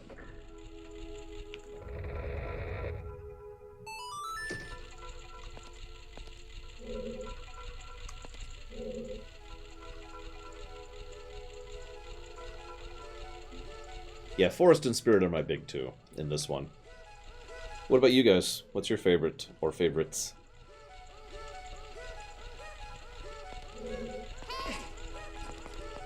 No, Navi. Thanks, Navi. Did you know that you're a moron? Would you like help because you're so stupid? No, Navi. Thanks, Navi. Just double checking something. Pretty sure there isn't. Run, run, run, run, run, run! So here's a fun room.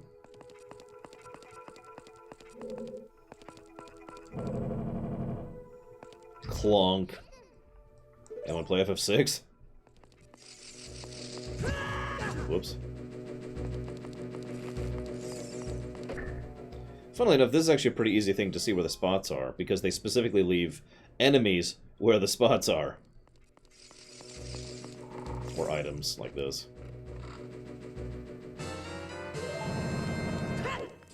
A little close. Okay, well, that was easy. Wait a second. I'm gonna suck at this. Predicting it right now.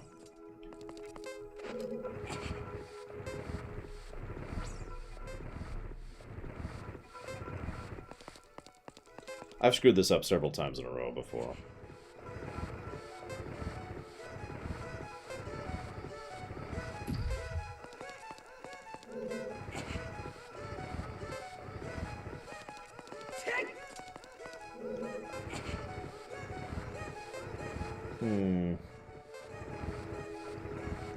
Honestly, I'd probably go with the Gorons for my favorite race.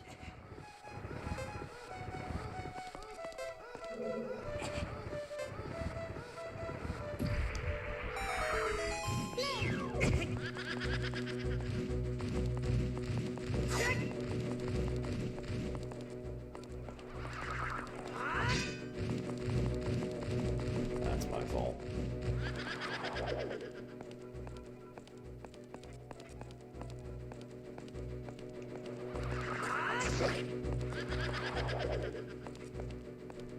Oh no, it's there in Arlex, and that was there in the original. None of the music's changed except for the very last track. They actually, I forget his name, the guy who did the music for this wanted to do a full orchestral version of the music. He was shot down on that idea, but ended up putting it into the final track, which is noticeably different. As in the track that plays during the ending.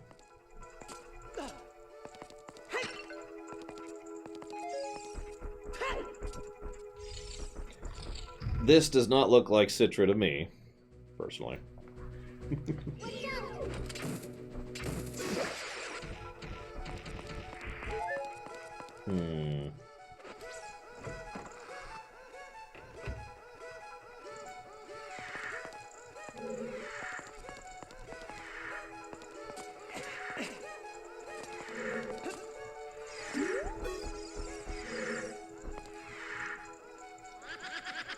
I'm gonna go with the Zora on that one, Eric.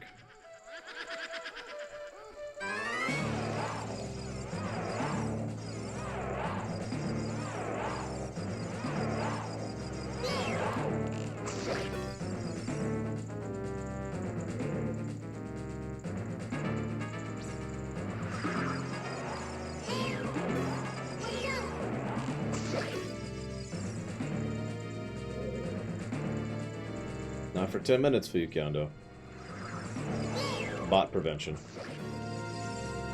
It's pretty much the best defense we've ever had against random bots and spam trolls. We've had that up for a couple years at this point.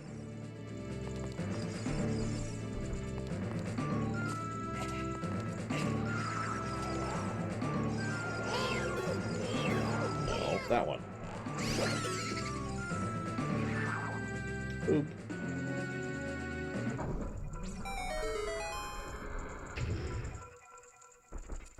Okay.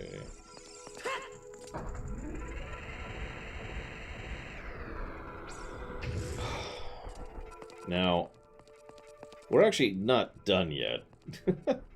One last thing to do here. No, he already asked the question, Bergwin. It was, am I playing this on an emulator? And the answer is no, I am not. I am playing this on Flesh and Blood. Yes, it's exactly as gross as it sounds. What happens is I have Bragwin grabbed by her toes, and I just poke at her toes, and then she's like, ah, and she plays the game.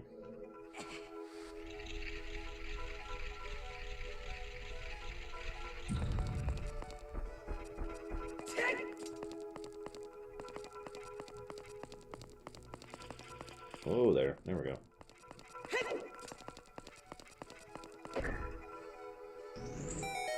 I don't know if it's a deliberate reference to Zelda 2, Fuyukondo.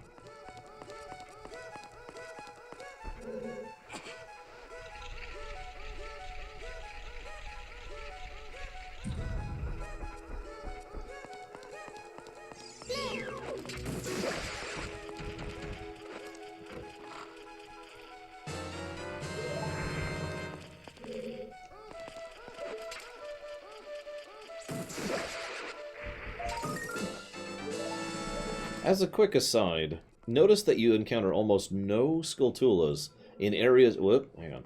in areas you can't reach until you get the boomerang, and then later the hookshot. While there is a little bit of backtracking you have to do to get some gold Skulltulas, there's still quite a few you can get without having to do that. I only bring that up because getting 100 gold Skulltulas, that's an effort. But getting, say, 30, which is our goal, we're going to be able to do that just as we play through the game.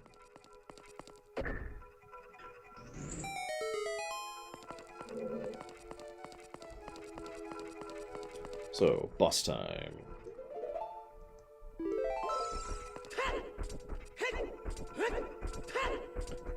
All these paintings. Strange paintings. Beautiful paintings, yes. I've never gotten all 100 Skulltulas without a guide. I have no problem admitting that. Same thing with all the heart pieces, honestly.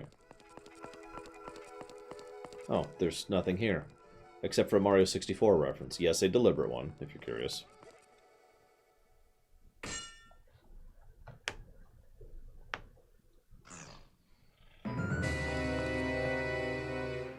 Oh my god, it's totally Ganondorf!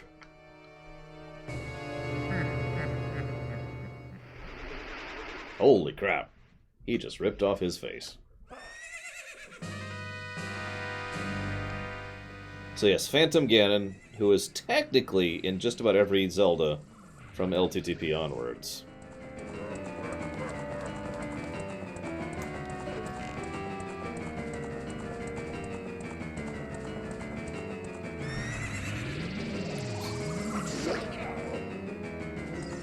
Can I just say I love being able to aim like this so much better than having to use the stick?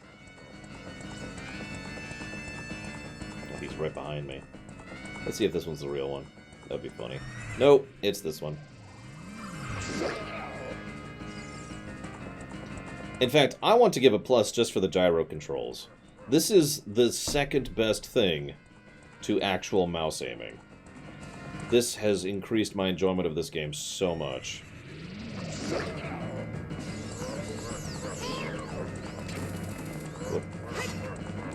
So, Dead Man's Volley is what this is called. Damn it. And I'm sucking at it. Hang on. I actually do suck at Dead Man's Volley.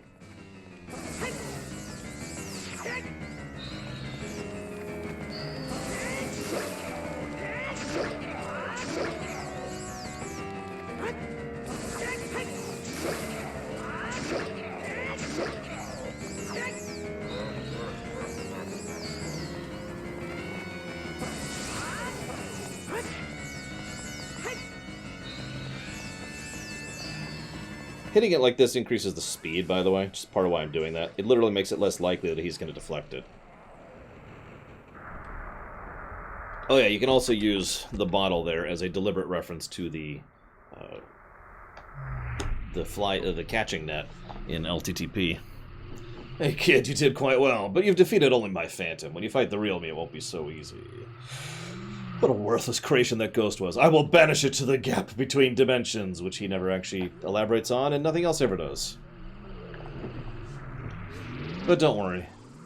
We haven't seen the last of Phantom Ganon. No, seriously. In fact, we'll be fighting Phantom Ganon in... Actually, I guess only one of the upcoming games. Yeah, whatever.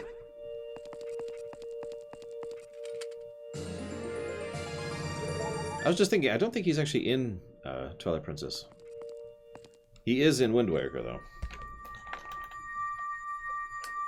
So, one of the things this game does copy pretty directly from Link to the Past is all of the story of all of the dialogue, to be more accurate, of a dungeon is at the end of it.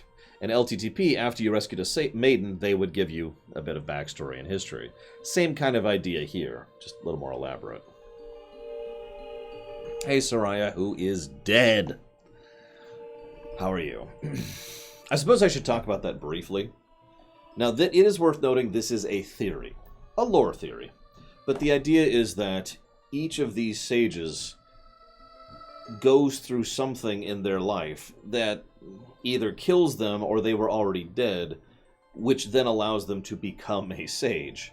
However, as basically a spirit entity, they were being captured within the temple and unable to awaken as a sage until the energy of whatever reached it. Naburo was, of course, sucked away into the dimension of whatever, and we never see her again until it happens. Darunia goes to fight the boss, and then he's not seen until we've already beaten the boss, etc.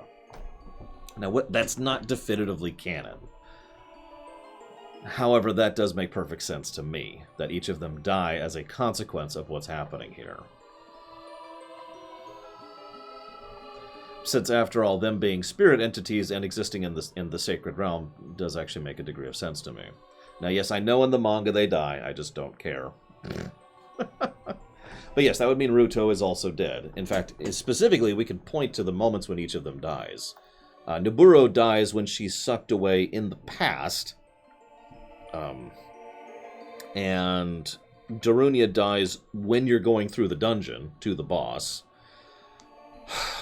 Sariah dies sometime in the distant past. I mean, that makes perfect sense.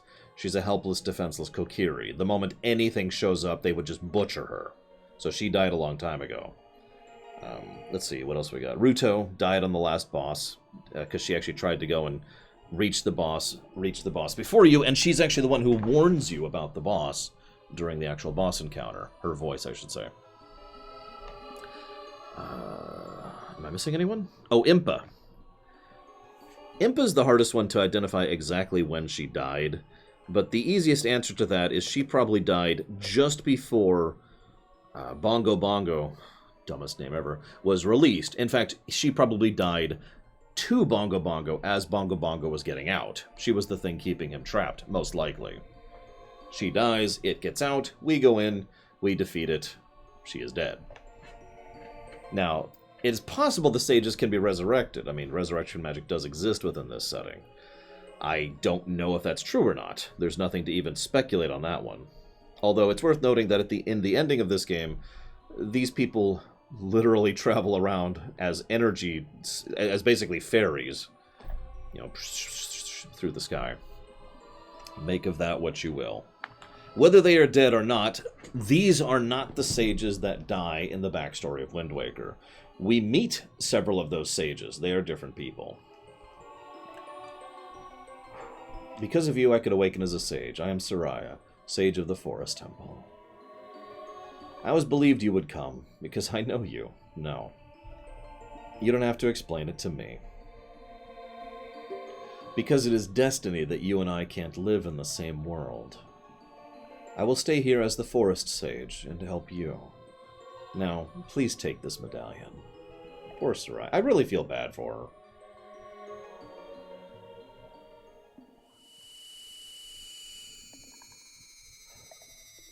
Now, I should mention something else that is sort of canon. The idea is these people... How do I phrase this? They're technically selected as sages when they're born, but it doesn't mean anything unless they are activated. You follow? So in short, at any given point in time, there are 7 sages. However, those 7 sages are not active, or not aware of their nature, unless something awakens them, namely the call from Rauru or the temple or whatever. This is why there are repeated different sages across the different games, and that is canon, that each time different sages are the ones who awaken. So the idea is, Sariah could have lived off the rest of her life normally and without incident, same with Ruto, same with Naburo, except for the incident of this game, which awakened them as a sage and turned them into one. You follow?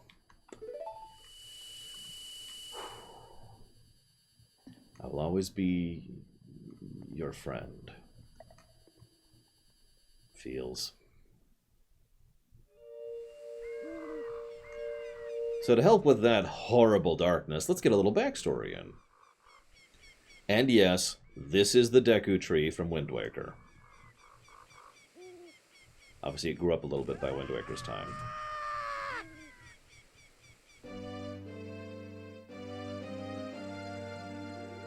Hi there! I'm the Deku Tree Sprout. Because you and Sariah broke the curse in the Forest Temple, I can grow and flourish. Thanks a lot. Hey, have you seen your old friends? None of them recognized you with your grown-up body, did they? That's because the Kokiri never grow up. Even after 7 years, they're still kids. You must be wondering why only you have grown up. Well, as you might have already guessed, you're not a Kokiri, you're a Hylian. Yeah, I know what I said earlier. I'm happy to finally reveal this secret to you. This still makes sense with the retcon, but I will admit the retcon is kind of unnecessary in this case. Some time ago, before the King of Hyrule unified this country, there was a fierce war in our world. Yeah, the Civil War that I've referenced many times. One day, to escape the fires of war, a Hylian mother and her baby boy entered this forbidden forest. The mother was gravely injured. Her only choice was to entrust the child to the Deku Tree, the guardian spirit of the forest. The Deku Tree could sense that this was a child of destiny whose fate could affect the entire world. So he took him in. Not because he was a baby who needed help, but only because he was a destined child. After the mother passed away, the baby was raised as a Kokiri, and now finally his time has come.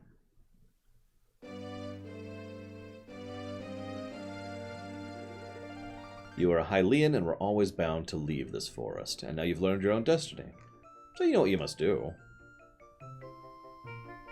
That's right, you must save the land of Hyrule. Now, Link, break the curses on all the temples and return peace to Hyrule. It's a surprise to learn Sariah was one of the sages, wasn't it, Link? I wonder who Sheik knew. Anyways, off to the Temple of Time. Floobity floobity.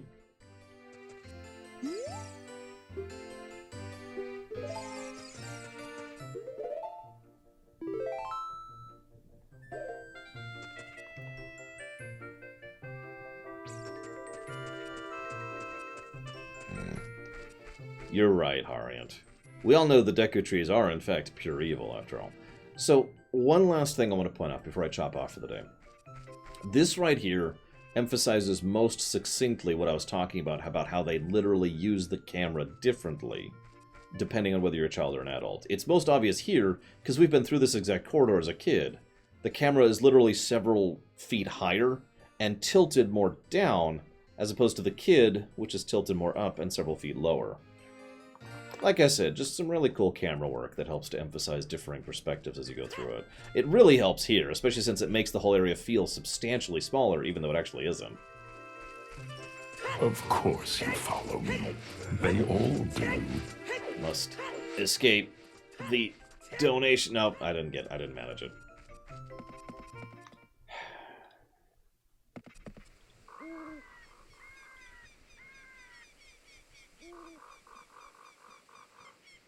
Well, thank you very much, Jordan T. Hurt.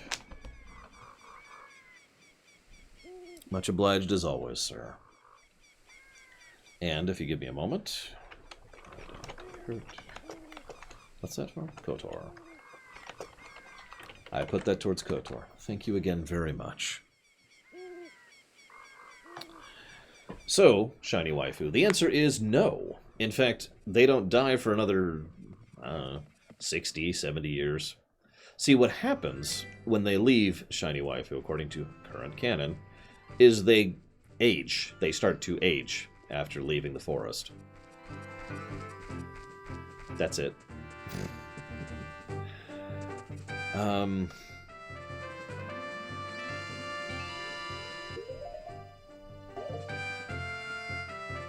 Yeah, I think we'll go ahead and just chop off here. And we'll save the Sheik conversation and the subsequent lead up to the Fire Temple for tomorrow. So, for those of you watching on YouTube,